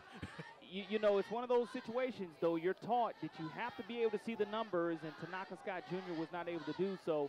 1st down and 20 yards to go now for the Panthers. Howell's going to keep it. He's got some room. Can he escape? Fumble. We could have our first turnover. Do the Panthers get back on it? I believe they do. They do. The Panthers catch a break, Al, as Alex Howell on that last possession and is scrambling, had the ball very loose from his body, and he does it again. He's got to protect it in one hand, and you're going to go ahead and have a fumble every single time a defender pokes himself away. Zandarius Williams punches it out, but I believe right guard Jalen Haston fell on it to recapture it for the Panthers, as it will be second, and as I like to say, Corey, every now and then, a country mile. And I tell you what, they're going to have to go all the way to North Carlin Street to get this 1st down on the Murphy Panthers. 2nd and 29. You really don't have a big-time play. They were able to convert, I do believe, 2nd and 50 last week. On their first possession of the season last week, they converted a 2nd and 50 and spun around up the hole. Khalil Johnson takes a hit. Boy, the Warriors are on it. And he's definitely going to feel that one in the morning, Al. As Khalil, he's trying to get his wits about him. You hear the collision. That was just two brutal forces going up against one another, and the crowd gives you the oohs and ahs of that collision that took place. He was able to gain 5 yards on it now. Looks like it's going to bring up 3rd down and 24 yards to go. I got to credit our crew with the Nat Sound on that one as we get a look at Malachi Howard, right tackle for the Panthers. The Nat Sound lady holding the mic, she got all that pop for us, Corey. Wow. Howell steps back. He's just going to dump it off to Ferris Wheeler. Now Wheeler can make something happen. He's got some open space. Got one man to beat. He gets the first down and is forced out of bounds by the Warriors. Big conversion on 3rd and 24 for the Murphy Panthers. Nice swing pass out of the backfield. As you saw, Howell miss that pass in the first quarter. He doesn't miss that swing pass then, and Wheeler does the rest of the work. Yards after catch, eludes a couple of Davidson Warriors defenders, and that's exactly what the doctor ordered if you're the Murphy Panthers, to get your team involved and fired up. I think this is the deepest that they've been in Warrior territory the entire game. Great block by Al Robinson to allow Wheeler to pick up the rest of that first down. And Corley Bounty, you're correct. This is the farthest that Murphy has penetrated tonight into Davidson Warrior territory. They're going to go back to Wheeler once again, and he keeps the legs moving, and he wheels it up to about the 19-yard line of Davidson. Murphy's in the red zone for the first time tonight. Devon Smith, Zykees James, Christian Boyd, Jalen Haston, and Malachi Howard doing a good job of getting that push up front for this Murphy Panther team. Second down and probably a long 3 yards to go for the Panthers right at their 19-yard line of the Warriors. Ladd says a 2nd and 2, but I'm going to go with you, buddy, and let's call it 2nd and a long 3 here. That ball to Khalil Johnson. He gets the first down as he's brought down at about the 12 or 13-yard line. So the Panthers pick up a first down, and they'll move the sticks as they get closer to the end zone. Zandarius Williams, the inside linebacker, makes the tackle on the play, but not before the Panthers are able to establish a first down, and the ball is going to be right outside the 10-yard line, right at the 12 is where they're officially going to spot the football. So Murphy can pick up a first down without having to score here. Wheeler in the backfield. Back to Wheeler, they go, and boy, he's behind the big blocking of Malachi Howard. That's a touchdown, Murphy Panthers. And that's exactly what the doctor ordered, being able to get that push. And what a game of momentum we have seen. Great job by the offensive line as he just rode the coattail of Malachi Howard, who pulled from his right tackle position, going left. He had his hand on his hip, and he just went ahead and right behind Howard, got into the end zone from 12 yards out. Great job of execution by the offensive line, getting 6 on the board, the first 6 for the Panthers. Edie Bingy on for the extra point, and he is perfect on the season, 6 for 6. As Murphy ties up the ball game, 7-7. Corey, they come out with their first possession of the third quarter, and that is what we were expecting to see. Now, you're not having technical difficulties right now, but if you have some doing online learning, make sure you follow these steps. Let your teacher know. Also, reach out and call your school. If you still have issues, call 221-7777 on Monday through Friday between 3 p.m. and 8 p.m., and we appreciate your patience during this virtual learning period. Actually, you can call that every day, Monday through Friday, 3 p.m. to 8 p.m. Corey, great drive by the Panthers right there. 73 yards, 7-play drive, exactly what offensive coordinator Rico Jackson needed, and they were able to get Ferris Wheeler, who 1 week ago had 293 rushing yards, gets his first rushing touchdown of tonight's contest. And here we are at 7-7 as you see Wheeler chewing on that mouthpiece as he was able to chew up the Davidson Warrior defense as well on that last drive. You were right about that, Corley Bounty. Wheeler finally got off, and here's the replay as he's going right behind Malachi Howard right there into the end zone, almost untouched. A great job of the Panthers getting a hat on a hat. And you look at the inspiration. That's the type of juice that I was telling you about. Yeah. You could feel the bleachers where we're sitting here on the 50-yard line start to shake and rumble around because they've been sitting on their hands the entire first half, and they really wanted an opportunity to really start cheering here in the second half. We're at 6:02 here in the third quarter, and just like that, we're knotted up at 7 apiece. Back to receive for the Warriors. Jalen Nash and Denarius Brown calling Nash's name a lot in the first half for Davidson as he has continued to run and also receive. Big plays for the Warriors tonight. Put up their only score so far with a 55-yard reception from Luke McGowan. Edie Bingy kind of floats that one. Nash is going to take it at the 30 up to about the 33-yard line. This is great field position for the Davidson Warriors. Their second time touching the ball in the second half. And let's see what they're able to do with it in this situation. We saw them go 3 and out the last time that they were on the field, and Murphy was able to get a little momentum behind that, and we'll see if they're able to put and sustain some type of drive. As when you look at my checklist situation, Davidson had to have the strong start. They did. They had to be balanced. They needed that pigskin protection. We haven't seen a turnover by either one of these teams, and because of it, you've only seen the ball hit the turf one time, but 7 apiece here in this 7A Region 1 matchup here at Lad People Stadium with 5:55 remaining in the third quarter. Yeah, Corey, we have our heat timeout right here, and take a look at the balls right there. Also coming up between the third and the fourth quarter, the game of the week brain buster. I think we may be able to get the question up here for you, Corey. We have our heat timeout right here. All right, Corey. Last week was multiple choice, so we're back to no multiple choice this week.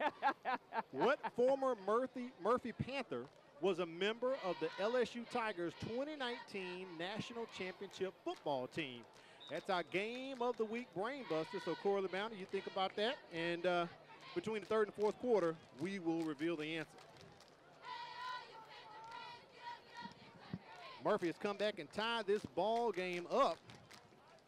And it is very similar to like we had a game last year, Corey. We talked about it. A little rushing attack, and now Murphy has got their rushing together. Davidson coming back onto the field now after this heat timeout. Up the middle goes Whitfield for about 3 or 4 yards. It'll take Davidson the second down. Pads popping is what we're going to see, as Coach Rico Jackson told Mike Herndon going into the half, he wants to see his team play with a lot more energy and excitement and play a lot harder. He felt that Davidson wanted it a lot more in the first half, and his team came out here in the third quarter on that last drive, was able to score. The defense needs to make a difference. Some type of turnover would really be a backbreaker for Davidson if Murphy could force a turnover here. 2nd and 6. And Brown is wrapped up by the Warriors. He takes a big loss on that sack. Great job of Tyrese Williams from his defensive end position of staying home and rushing the passer. Look at him. He broke down. That's the biggest thing. He didn't miss it. He just made that solo tackle almost by himself until his help arrived. But now you're bringing up a long third down and 15 yards to go.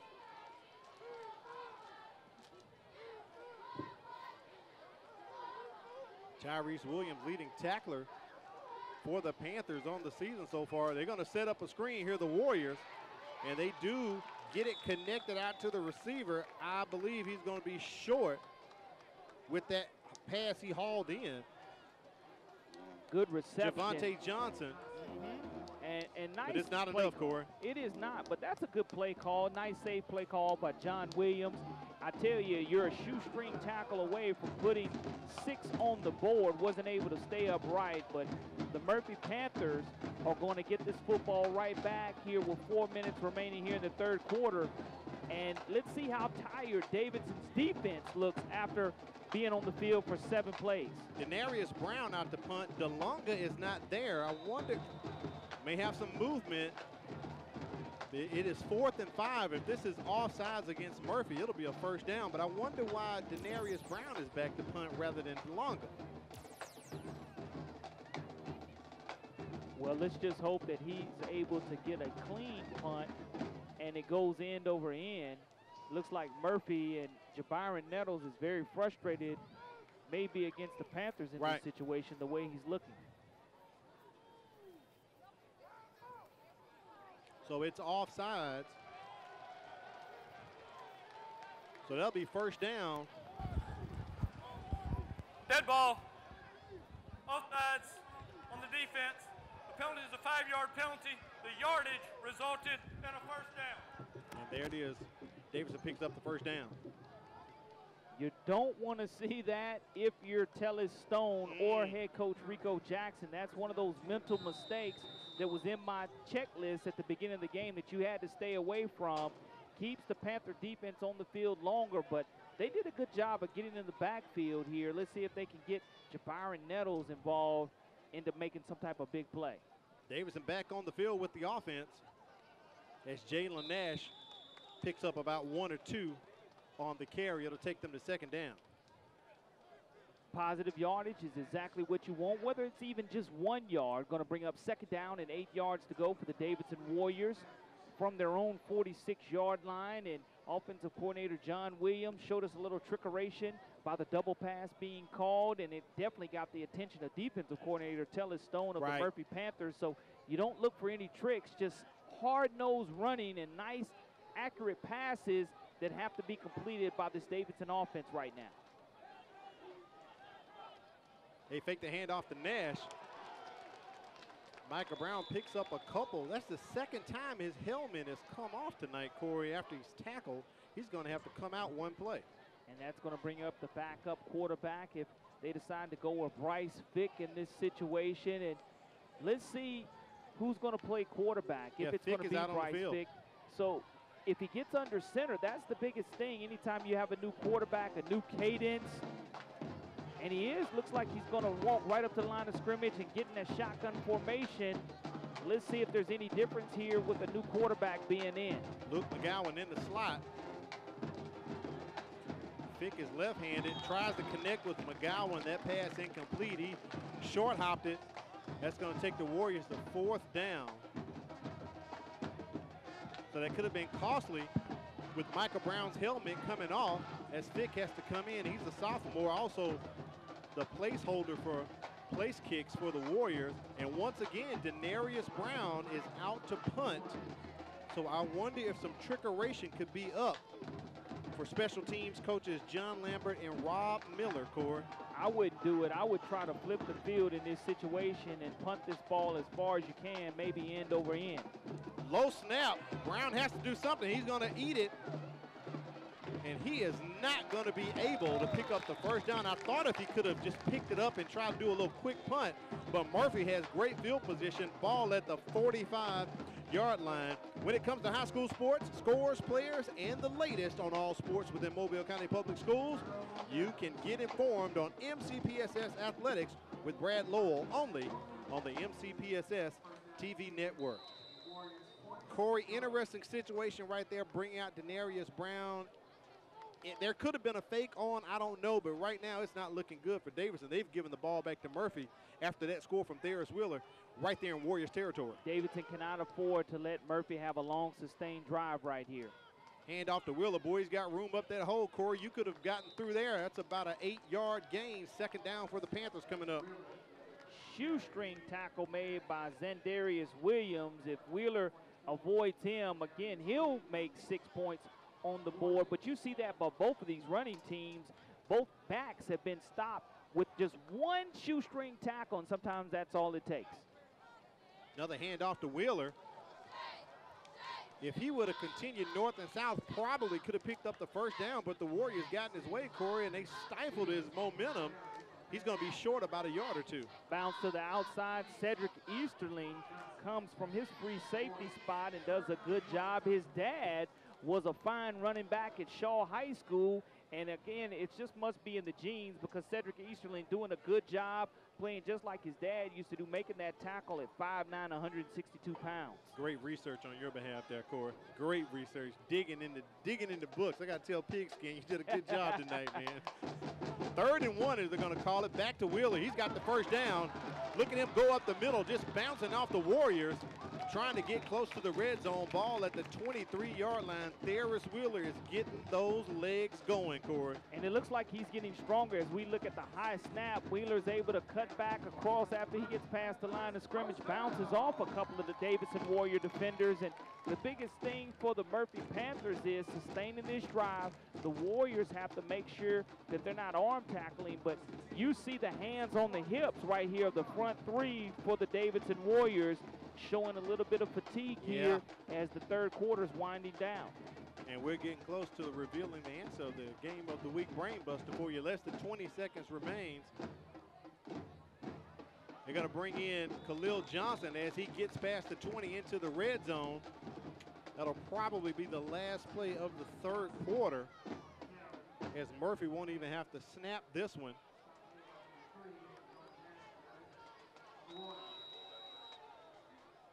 So there it is, end of the third quarter, and we are notched up 7-7. Corey?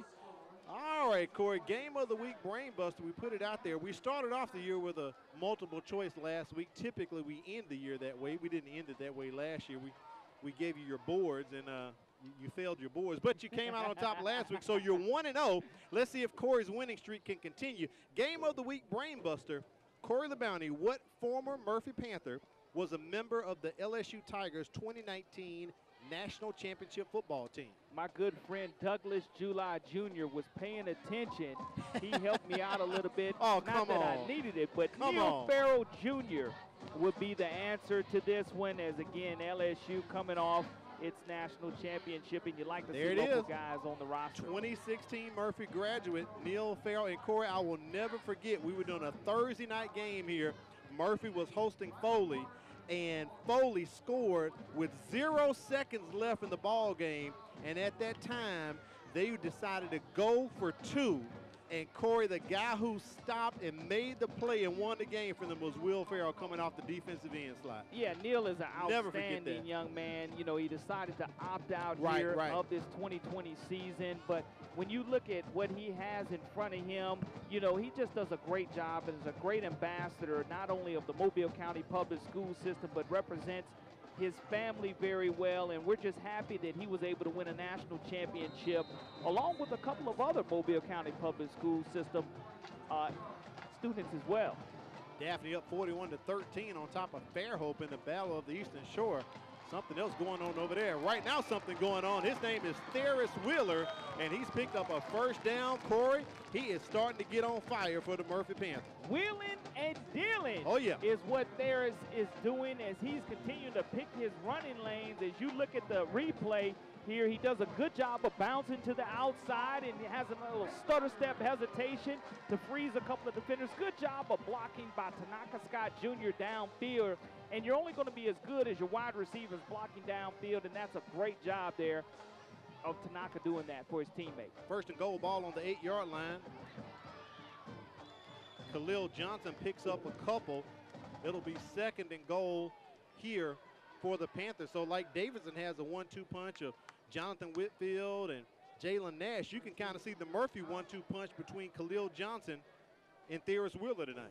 Bend but don't break attitude is what the Davidson Warriors have to have, but when you're able to rotate backs in and out, Khalil Johnson and Theris Wheeler, Wheeler comes right back in, and you're looking now, you have a situation to where Wheeler looks like he's going to be a Wildcat quarterback. Yep, second and goal here, ball on the 6-yard line. Wheeler's going to take it. Oh, that's number 8. And that is a touchdown. That is not Theris Wheeler. Rayshawn Kid Bryant comes over from defense from his linebacker's position and scores a touchdown, Corey. Big time play. Rayshawn Kid Bryant, a fresh running back. I just mentioned about Wheeler and Johnson. Now you go into a goal line situation, and Rayshawn Kid Bryant gets into the end zone from 6 yards out, and now the Panthers have scored 13 unanswered. Edie Bingy on for the extra point.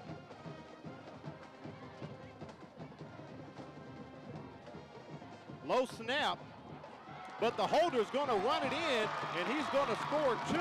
Adrian Hardy puts on his brain buster cap, and he gets it correct. So the lead is up 15-7. Murphy on top of Davidson.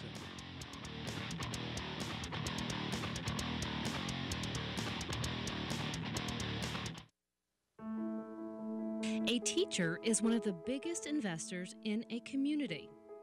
They impact the lives of those we value the most. Teachers share knowledge which helps shape and mold our future leaders.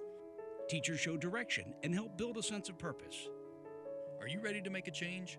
For more information on teaching opportunities, teacher incentives, or to apply with the Mobile County Public Schools, log on to www.mpss.tv. www.mcpss.com.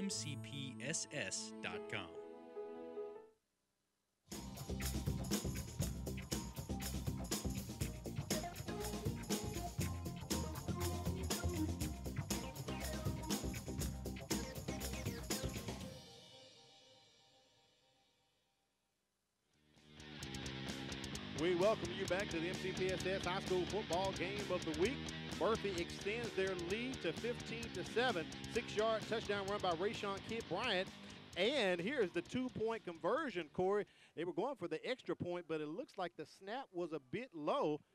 I believe the replay was a little late right there from the snap, but you can see it came in a little low where Hardy could not place the ball down, but Smarts on his end to head on to the end zone. Adrian Hardy, the senior, getting his name in the scoring books. And to me, that you couldn't have asked for a better situation for the Murphy Panthers, because now you go ahead and you're forcing Davidson, if they do score, that they're going to have to go for 2. But 11:03 remaining here, and it's just a fortuitous bounce, and he knew exactly what to do with it. There was no containment there by the Davidson Warriors special teams, and he was able to run it in for 2. Now, that drive definitely had a lot of Theris Wheeler. Coach Jackson told us he worked really hard during the offseason, said he did it all on his own. They had no spring practice and 2 periods during the summer where they had to shut down, but Theris took it upon himself to keep going, and he worked out alone. And on that last drive, he definitely worked out for the Panthers. 7-play, 46-yard drive there for the Panthers, and a nice hard hit by special teams. But more importantly, Davidson's offense right here has to sustain some type of drive, because their defense cannot be asked to get right back out here on the field, as you're seeing the Murphy sideline start to play with a little bit more juice. But it's going to be important. Again, I mentioned you have to be 4-quarter finishers on my checklist for the Murphy Panthers, and here we are in the 4th quarter. They have the lead now. They've scored 15 unanswered, and they're trying to finish this game. Davidson's going to have a lot to say about that if they're able to get some type of drive going, and they're going to call a targeting. Personal foul targeting against Davidson. So Denarius Brown had brought the kickoff to about the 21. So that's going to push them back farther. Big game for both these teams tonight. They're playing a 9-team region, 7A Region 1. Personal foul, helmet-to-helmet contact on the return team. Penalty is half the distance to the goal line. It'll be first down. So the Warriors are 90 yards away from scoring with 10:56. Let's see if we can see this targeting here on the replay. Could have been it right there at the bottom of the screen. So unfortunate for the Warriors, they're going to start their own 10-yard line. And let's see if we'll get a dose of that 1-2 punch of Whitfield and Jalen Nash. Micah Brown sends Whitfield out. He's going to just take it up the middle, and he picks up maybe 1 or 2. Be second. Well, actually, he's going to take a loss there, Corey, on that. So it'll be second and about 13. Tyrese Williams does a great job from his defensive end position of stepping up and making the play, but we've seen the quarterback for the Davidson Warriors, Micah Brown, make things happen with his feet in the first half, and is going to have to do that here in the 4th quarter. Second and 13. Ball on the 7-yard line. Got to be careful right here. Denarius Brown in motion. They tossed it out to him. Glad he hauled it in, Corey. If he had dropped it, that was a lateral. That was a live ball. So Brown gets some positive yards, so good play, but it'll still be about 3rd and 7 for the Warriors. A long 3rd down and 7, and you mentioned DeLonga possibly being out as the punter, as that last punt attempt was not punted by the normal punter for the Warriors, so that's something to look forward to here if the Panthers are able to get them to 4th down. And right now, the Warriors have to convert this 7 yards deep in their own territory to get another fresh set of downs. Brown looking to connect, but he's just going to keep it. He has enough room to get the first down. If he keep going north and south, Corey, gets past the 20. It's going to be close depending on where they spot this ball at. I believe the line to gain was the 20-yard line.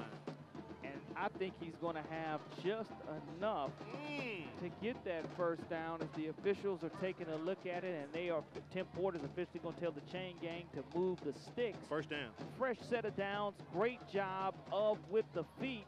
Micah Brown getting to the yards needed to extend this drive for the Davidson Warriors. Great camera work by Leon down there on the sidelines to pick that up. Luke McGowan lined up into the slot at the top of the screen. Has a touchdown pass of 55 yards to Jalen Nash. That's the only score for the Warriors tonight.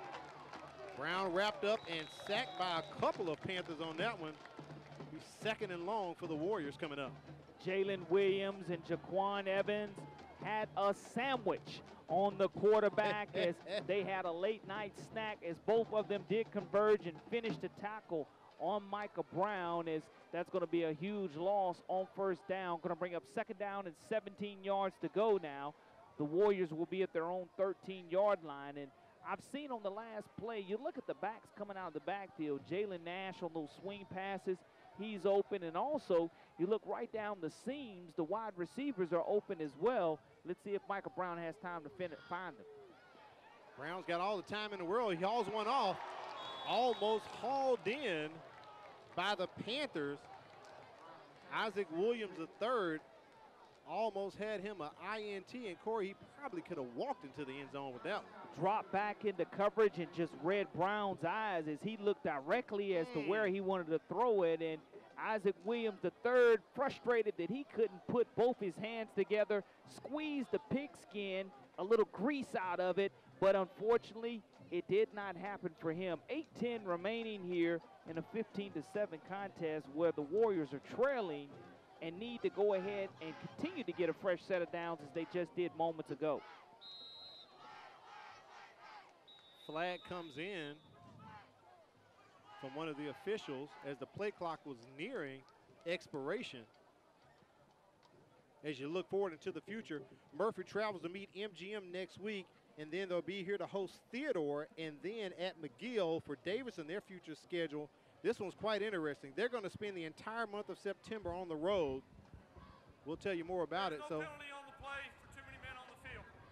They'll travel to Enterprise next week. Then, Corey, they're at Fairhope, at Saraland, then at Theodore. So the schedule maker not very friendly to the Warriors this season. No, absolutely not, as you're going to have to turn into road Warriors. But yeah, next week you step into non-region contest. But as they spot this ball, third down, 17 yards to go, as Tim Porter goes over to the far sidelines to speak with Rick Cawley and their coaching staff as to why that flag was waved off. This just in, Battle of the Eastern Shore, or the War on the Eastern Shore. Daphne dominating 41-13 over the Pirates, Corey. A little bit surprising in that situation as the outcome of that score, but it's to my knowledge, Trent Battle is having an outstanding game for the Daphne Trojans, as he did 1 week ago against this Davidson Warriors team. Here against Davidson, yeah. 5 total touchdowns he had 1 week ago here at Ladd Stadium, as Tim Porter is coming over to Rico Jackson now, explaining himself. And I like the fact that Tim Porter is explaining to both head coaches exactly what the situation is on the field. And I don't know exactly what he is discussing with both head coaches, but he is giving the courtesy so both of them will have knowledge as to what's going on within tonight's contest down on the sidelines. Speaking of Coach Rico Jackson, talked to him earlier this week. I asked him what he think about the new look Region 1. He said it didn't drop off with McGill leaving. It got better and tougher with the addition of Daphne, and you can see that tonight as Daphne all over on top of Fairhope, 41-13. All right, it's 15-7 here. Murphy on top, 3rd and 17. Big play for the Warriors. Guy in motion. Brown's got time. He's trying to go up top to Denarius Brown. Incomplete. Just a bit outside, Corey. Hit him in his hands, in stride. He had to look over his shoulder to make that catch, but it did hit him in his hands, and that's exactly what you want if you're a quarterback. Wide receiver connection is for it to hit you in your hands, but now you look at DeLonga. He is going to be punting for the Davidson Warriors, which is huge. Look at this replay. It's a great throw on the play by Micah Brown. He does put it on the money, and you look, he looks, if he would have caught the ball, he might have stepped out of bounds. And that's what I mean, just a little outside. If he'd have hauled it in, I think he would have been out of bounds, unfortunately. Khalil Johnson lining up. DeLonga in the end zone. He's got a good foot, and he puts his foot into that one. Johnson actually takes it at the 50, up to the 40. Needs a couple more blockers, and he's got green grass in front of him. One got to beat. Jonah DeLonga can't catch up with him, and it is a touchdown punt return by Khalil Johnson. 50-yard return. A great job of cutting against the grain, keeping his balance, and just like that, special teams make the difference. DeLonga with great hang time on this punt. As you look at the gunners on either end, they really had an opportunity. 1, 2, Easterling misses the tackle, another missed tackle, and then he just cuts, and there's nothing but blue jerseys in front of him. Has to beat DeLonga to the finish line, is able to stretch himself out and do so. And just like that, folks, the Panthers have struck again, and they're looking to go ahead and take this lead to 22-7 with 7:43.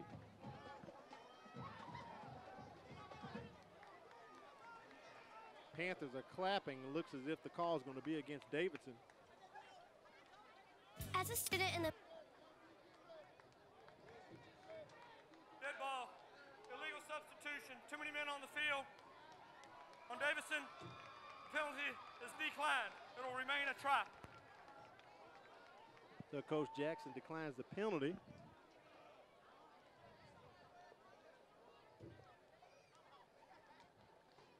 Edie Bingy on for the extra point.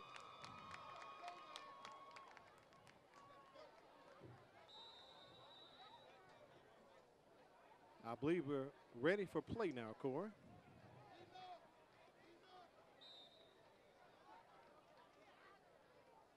One more adjustment there, and we'll finally get our extra point here.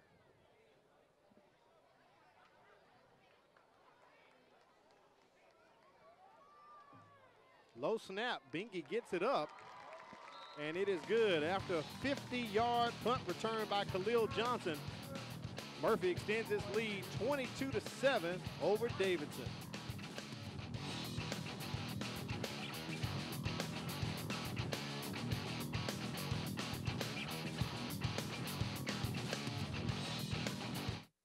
As a student in the Mobile County Public Schools, there are a few things I've come to expect. One is a quality education, and the other is a quality lunch.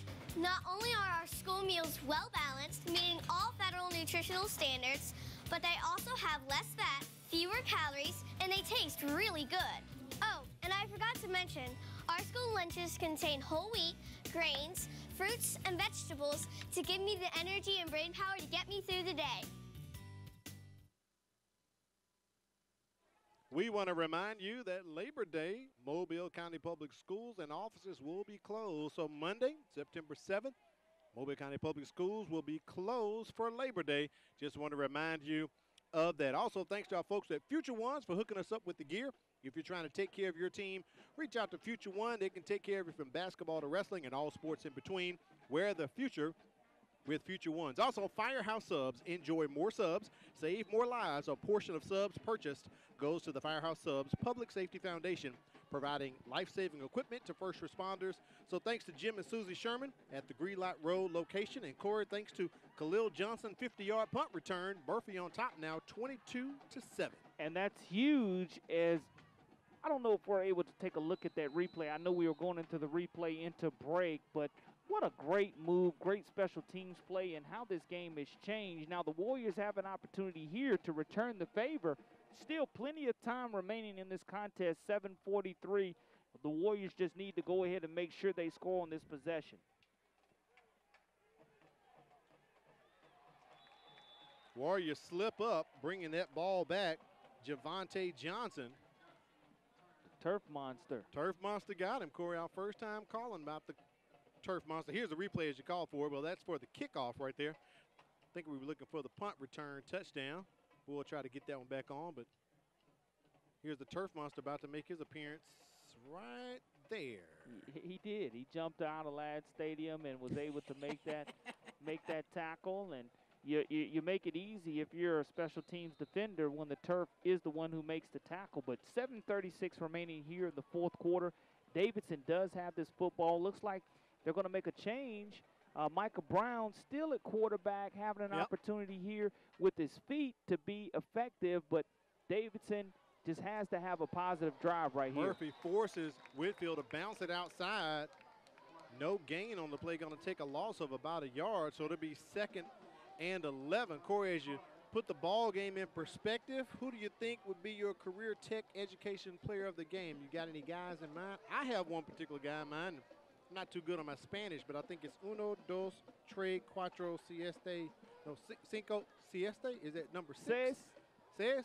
Uno, dos, tres, cuatro, the kid cinco, that wears seis. number 6 for Murphy, that's the guy I'm thinking that, about. That, what that about guy, you? That guy right that guy there. Right there. Ferris Wheeler. That's what I'm thinking about. I like Wheeler. He's done a great job. And you look at that special teams touchdown that was just converted by the Murphy Panthers. And those are a couple of guys to really keep your eye on. And Khalil Johnson had the return, but he's been running a lot tonight as well. So he's been a contributor. But I'm thinking Wheeler right now. That's what my thoughts are. We'll see.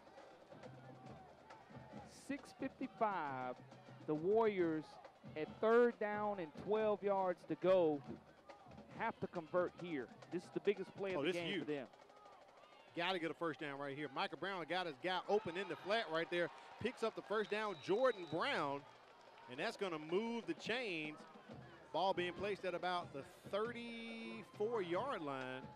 Great conversion right there for the Warriors. Just what the doctor ordered for offensive coordinator John Williams. Micah Brown has time to set his feet. Finds Jordan Brown, the 5'10", 160-pound junior, makes his 2nd reception of the season for a huge Warriors first down. Brown has a nice arm, and one thing if you notice about it, Corey, he kind of chucks it sideways a little bit, kind of a little side arm when he throws it, but he can air it out when he needs to. Stoppage and play. Coach Rico Jackson takes his first timeout of the second half with 6:14. I think this is what's called a strategic timeout because he knows the next dead ball under 6 minutes, he'll get a free timeout from the Heat timeout. Yeah, I mean, you're looking at those timeouts that he called in the first half, though, being a lot more strategic here in the second half with his calling of those valuable timeouts. His team leads 22-7 over the Davidson Warriors with 6:14 remaining here in the fourth quarter of action. But what's amazing to me, Al, is you look at 1 week ago, this Davidson Warrior team hits the Daphne Trojans in the mouth first and go up 6-0, miss the extra point, and then Daphne rattles off 42 unanswered points. You look at the situation, the blueprint here at Ladd Peoples Stadium tonight. Davidson Warriors have the great double pass play called that gets their 7 points on the board.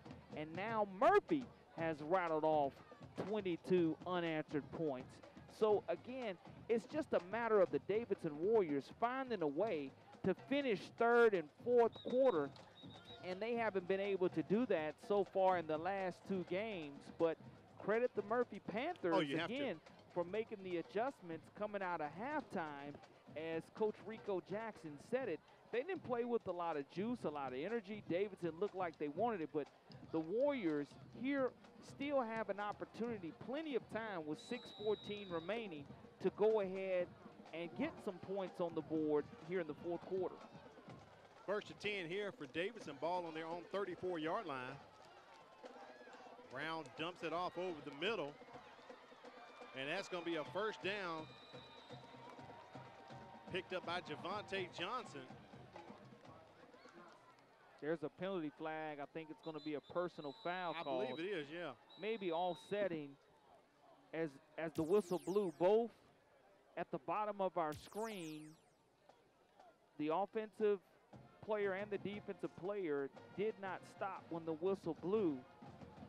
So it's just a matter of whether the official decides to see it. You can, at the end of this play, look at the bottom of your screen and be able to see it. It was away from the football, not in front of Davidson's bench. But right. I know we had a tight shot in that situation, but I did see the whistle blow. Personal foul on the defensive team. The 15-yard penalty added to the end of the play. It'll be a first down. We'll now take our hydration break. So the heat timeout comes at 5:59, and that mental mistake goes against the Panthers, puts 15 yards on top of the first down that Javonte Johnson picked up for Davidson. So that puts Davidson now in Murphy territory, trying to get on the board here, Corey, down 22-7. Hydration timeout could not have come at a bigger time for the Davidson Warriors. But Blaine Clausell, it's a name that should sound pretty familiar if you're a Baker Hornet fan, because Correct. he went on to play at Mississippi State, had an opportunity to play in the Senior Bowl here in Mobile, Alabama. He's a Mobile County Public School System former graduate, but again now is helping out the Davidson Warriors offensive line staff and Rick Cawley, and that's a great addition to Rick Cawley's staff, getting Blaine Clausell to become a Davidson Warrior. Right. In addition to that, even brought over KJ May, guy who played for him, went on to Minnesota. So smart move by Coach Cawley. Has two guys who have professional football experience, Corey, and they can come back and teach these young men. And speaking of teaching, Coach Cawley told me he even got them hooked up with teaching positions. So if school ever does go back for person to person, it's always good to have coaches on your staff in your school. Without question. And what's awesome about this is Rick Cawley spent many years as the head coach at Murphy High School and an assistant coach at Murphy High School. And also KJ May is a former Murphy Panther. He's a former Murphy Panther. So, you know, being on the opposing sideline has to feel a little bit different for him. But this game means a little bit more for Coach Cawley as well as KJ May, as they know exactly what's at hand. As you mentioned it at the beginning of the broadcast, I think this is the 60th time that these two teams have met all time. 1st and 10 after that 15-yard penalty Murphy incurred. Davidson has great field position at the Murphy 40-yard line. They'll play action. Brown's just going to shuffle it to Whitfield, and boy, he is, boom, clobbered right there on the tackle by Tanaka Scott Tanaka Jr. Scott comes over to defense. Go, I had to double check my depth chart there. Tanaka Scott Jr. with a huge hit. He closes in as that ball was pitched. Textbook style. I know Tanaka Scott Jr. is a lethal wide receiver, but looked like a lethal cornerback in that situation. Let's check in with Mike Herndon down on the sideline. What's going on, Mike? Might have noticed we had a little bit of an extended water break there, even though it was a regularly scheduled water break. Looks like one of the referees got a little overheated, and they were getting him some water out there. He was down on the field for a little while, then got up, dusted himself off, and he's back calling the game. Hammer and Mike Herndon with the information. We do appreciate that. It was a bit extended, and Corey, this play is extended here. We have a penalty out on the field, but I don't want to. I know the NFL and college are talking about targeting, but I got to say that was one of those you got jacked up plays with Tanaka laying that hit down there, Corey. He really did, and that's going to be an easy holding call for the officials to make, and that a holding call is going to be called on Adrian Mayers, the right tackle, 5'9", 5'10", 230-pound senior, and it's going to cost some valuable yardage. During the play, holding on the offensive team. Penalty is 10 yards from the spot of the foul. Will remain 2nd down. Going backwards now, looks like it's going to be 2nd down and close to 37 yards to go.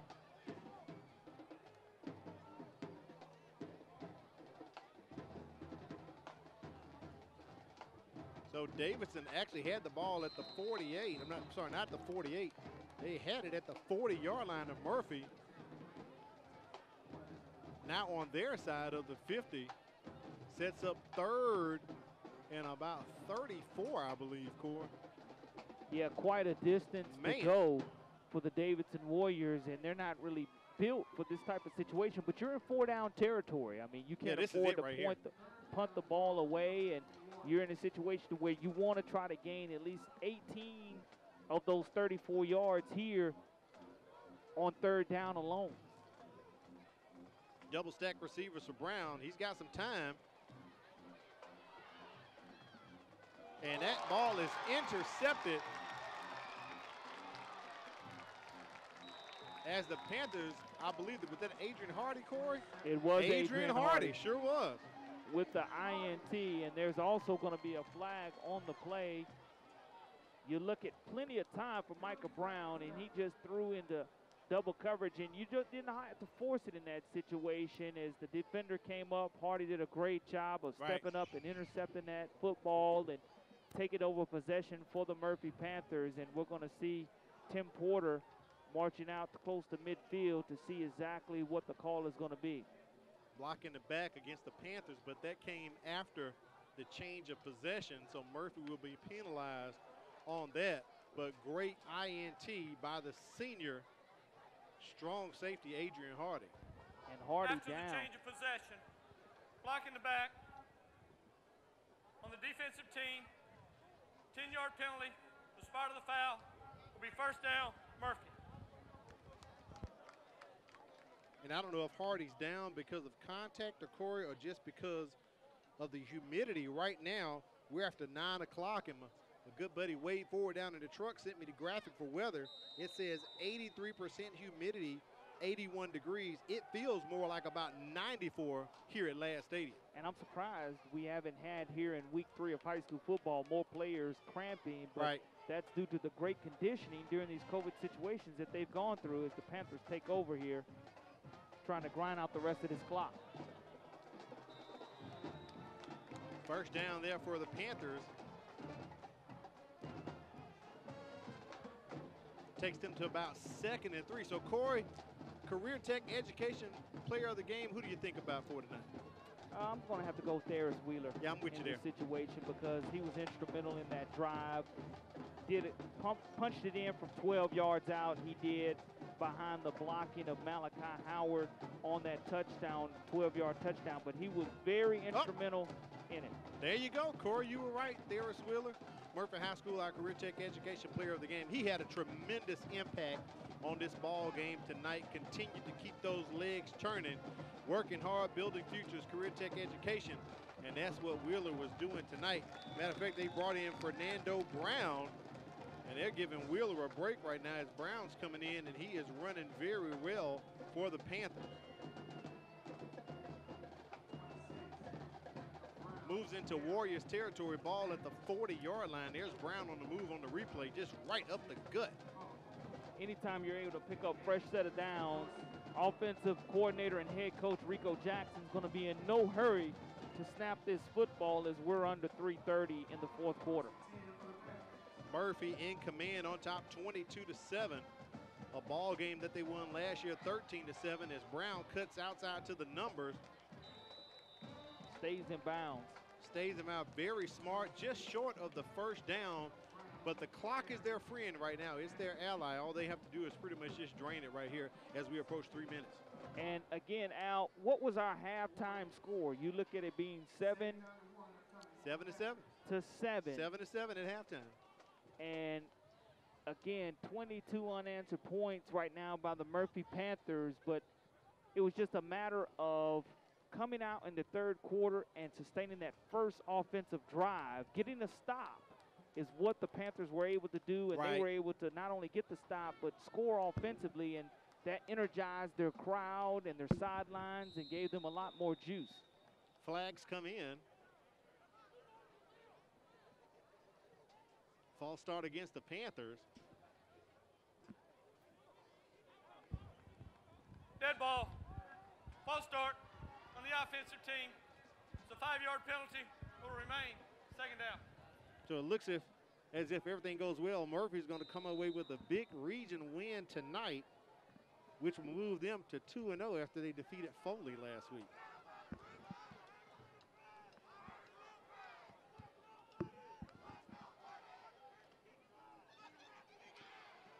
Hand off to Brown. He picks up a couple. It'll be 3rd down for the Panthers as we approach 2 minutes in the contest. The Panthers are just happy to milk this clock down as far as they can, and the Davidson Warriors are to be commended for a tremendous effort and a tremendous fight as they were dealing with a lot of young and a lot of youth along the offensive line tonight, and you wouldn't have known it by the way they came out and hit the Panthers in the mouth early with the trickeration of the double pass. Right. And one thing about that Davidson lineup, the inexperience is not more so a size. That ball is out. That's a turnover, Corey. Our first turnover of the ball game as Brown loses the ball. As I was saying, Davidson actually has a lot of seniors, but they just don't have the experience. So they come in inexperienced. And Coach Colley told us before the ball game, the left tackle broke his arm this week, and another man on the line went out with an MCL, so he had to bring a freshman in and also move a center, Edward Moffitt, over from center to right guard. So a lot of shuffling took place this week for the Warriors offensive line. Well, again, Murphy turns the ball over, their first of the game. They're still going to continue to clean up the mental Murphy mistakes that you don't want to have. As we know, Murphy next week again, Mitch takes on MGM at MGM, and we had that game a year ago, and we know how explosive both of those offenses can be. Micah Brown. Pass incomplete for Brown.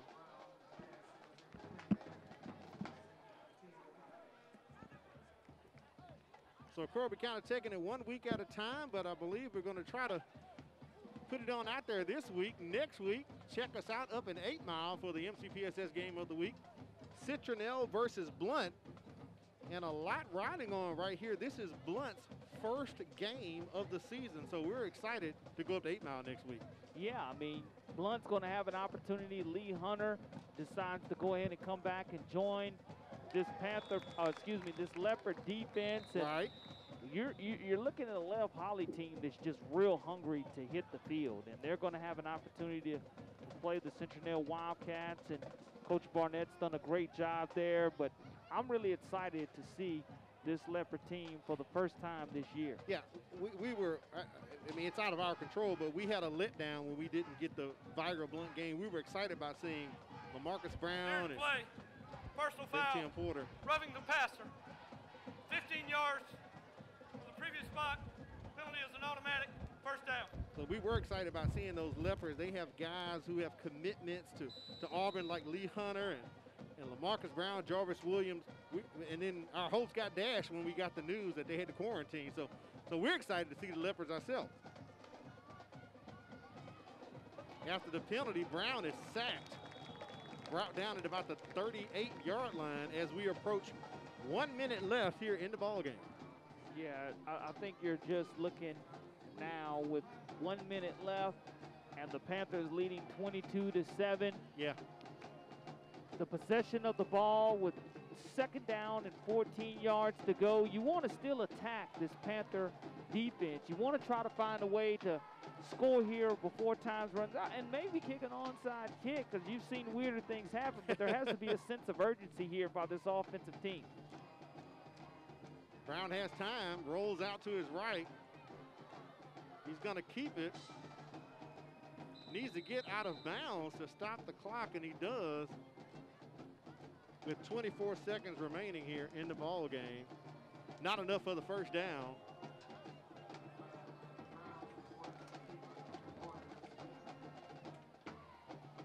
But overall, good effort put up by Davidson. Just in the second half, could not get that first drive to sustain, like you said, Corey. Murphy got them 3 and out. And then they went down the field and took over. And it's been a scoring barrage for the Panthers ever since. Just what the doctor ordered coming out of halftime, and Brown's going to have a quick handoff that the Warriors had a lot of success with early in the first quarter. And that play brings in enough for a first down. As Coach Rico Jackson, as a head coach, is going to go 2-0 against Davidson in his Murphy coaching career. There's also unsportsmanlike being called against Davidson. On Davidson, yes. So penalty still coming up as we're trying to finish the ball game off right here. 17 seconds.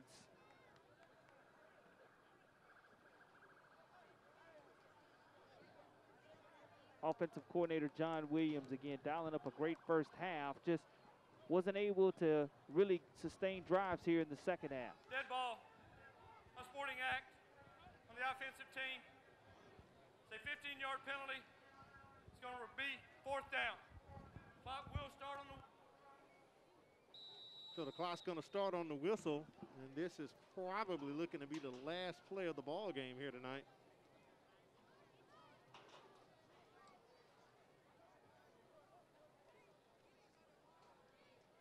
Up the middle goes the back for Davidson.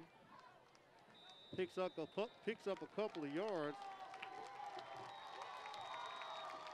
That's going to be on that run, Derek Butler on the final play of the ball game as Murphy gets the win. 22-7, Corey, on a second half barrage of scoring when they came out of the locker room. Yeah, it's important to note that, again, 22 unanswered points, and the nail in the coffin was that special teams touchdowns of over 50 yards. You look at my checklist last night or tonight, Al, Murphy had to limit the mental Murphy mistakes. Right. They did have a few. They didn't cost them the game. They wanted to stop the Warriors' running game. They were able to do that tonight, and they wanted to be four-quarter finishers. They definitely finished strong here in the fourth quarter. And Davidson, they're going to continue to improve. Coach Rick Cawley and offensive coordinator John Williams, defensive coordinator Kelly Eubanks do a great job. They had to get off to that strong start. They were able to do that going up 7-0. They were balanced tonight as the double pass and the running game was effective, and the pigskin protection was there as they didn't turn the ball over. Murphy had the only turnover of the game, I do believe. And that occurred late in the fourth quarter, as a matter of fact, because we went almost 4 quarters with no turnovers tonight.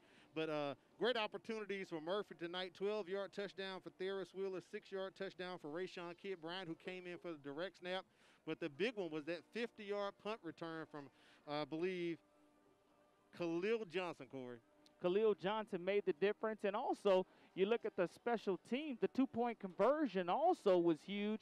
They made it 15-7, but I know we're going to go down to Mike Herndon right now and see what his thoughts are with the head coach of the Murphy Panthers. 22-7 victory for Murphy here. I'm here with Coach Rico Jackson. Coach, you talked about needing a little more effort, a little more push in the second half. How do you feel about that came out? Man, I'm so proud of the boys. They responded at the halftime, and basically it was just effort. Just give effort and play hard, and good things go happen. We're also here with a player of the game, Theris Wheeler. Almost 300 yards last week. It was a little tougher going this week. How do you feel about how you played in your offensive line in front of you, especially in the second half? Well, the way I feel, I was playing, messing around, and we had locked in like second half and stuff like that. And O-line had to get right too, so we dominated. That's how we did. 2-0 so far on the season. How do you think 3-0? Excuse me. How do you think you set yourself up for the rest of region play? We're just taking one game at a time. We're gonna get back to the drawing board, get ready for Mayor G, and try to make it 4-0. Congratulations, Coach. Yes, sir. Thank you. Congratulations, Theris. All right, thank you, Mike. Thank you, Mike. We do appreciate that. They've got MGM next week, Corey, so congratulations to Coach Rico Jackson. Yeah, I mean, a huge win, 3-0. You know, anytime you can get a big region win last week and this week, you know, they're just trying to secure that playoff position because that's where they want to be. And a team from this region really wants to win in the first round of the playoffs. We know we have 4 teams to qualify, but haven't had a first-round winner in a while. But the Murphy Panthers going in the right direction after tonight's win. All right, for Corley Bounty, Mike Herndon, our statistician, China Powell, executive producer, Quentin Howard, director, Wade Ford, and the entire crew, we thank you for joining us for the MCPSS High School Football Game of the Week. Next week, we're going to 8 Mile. It's Citronelle versus Blunt, so make sure you join us. We'll go live at 6:55. Thanks for coming out tonight. You have a great one.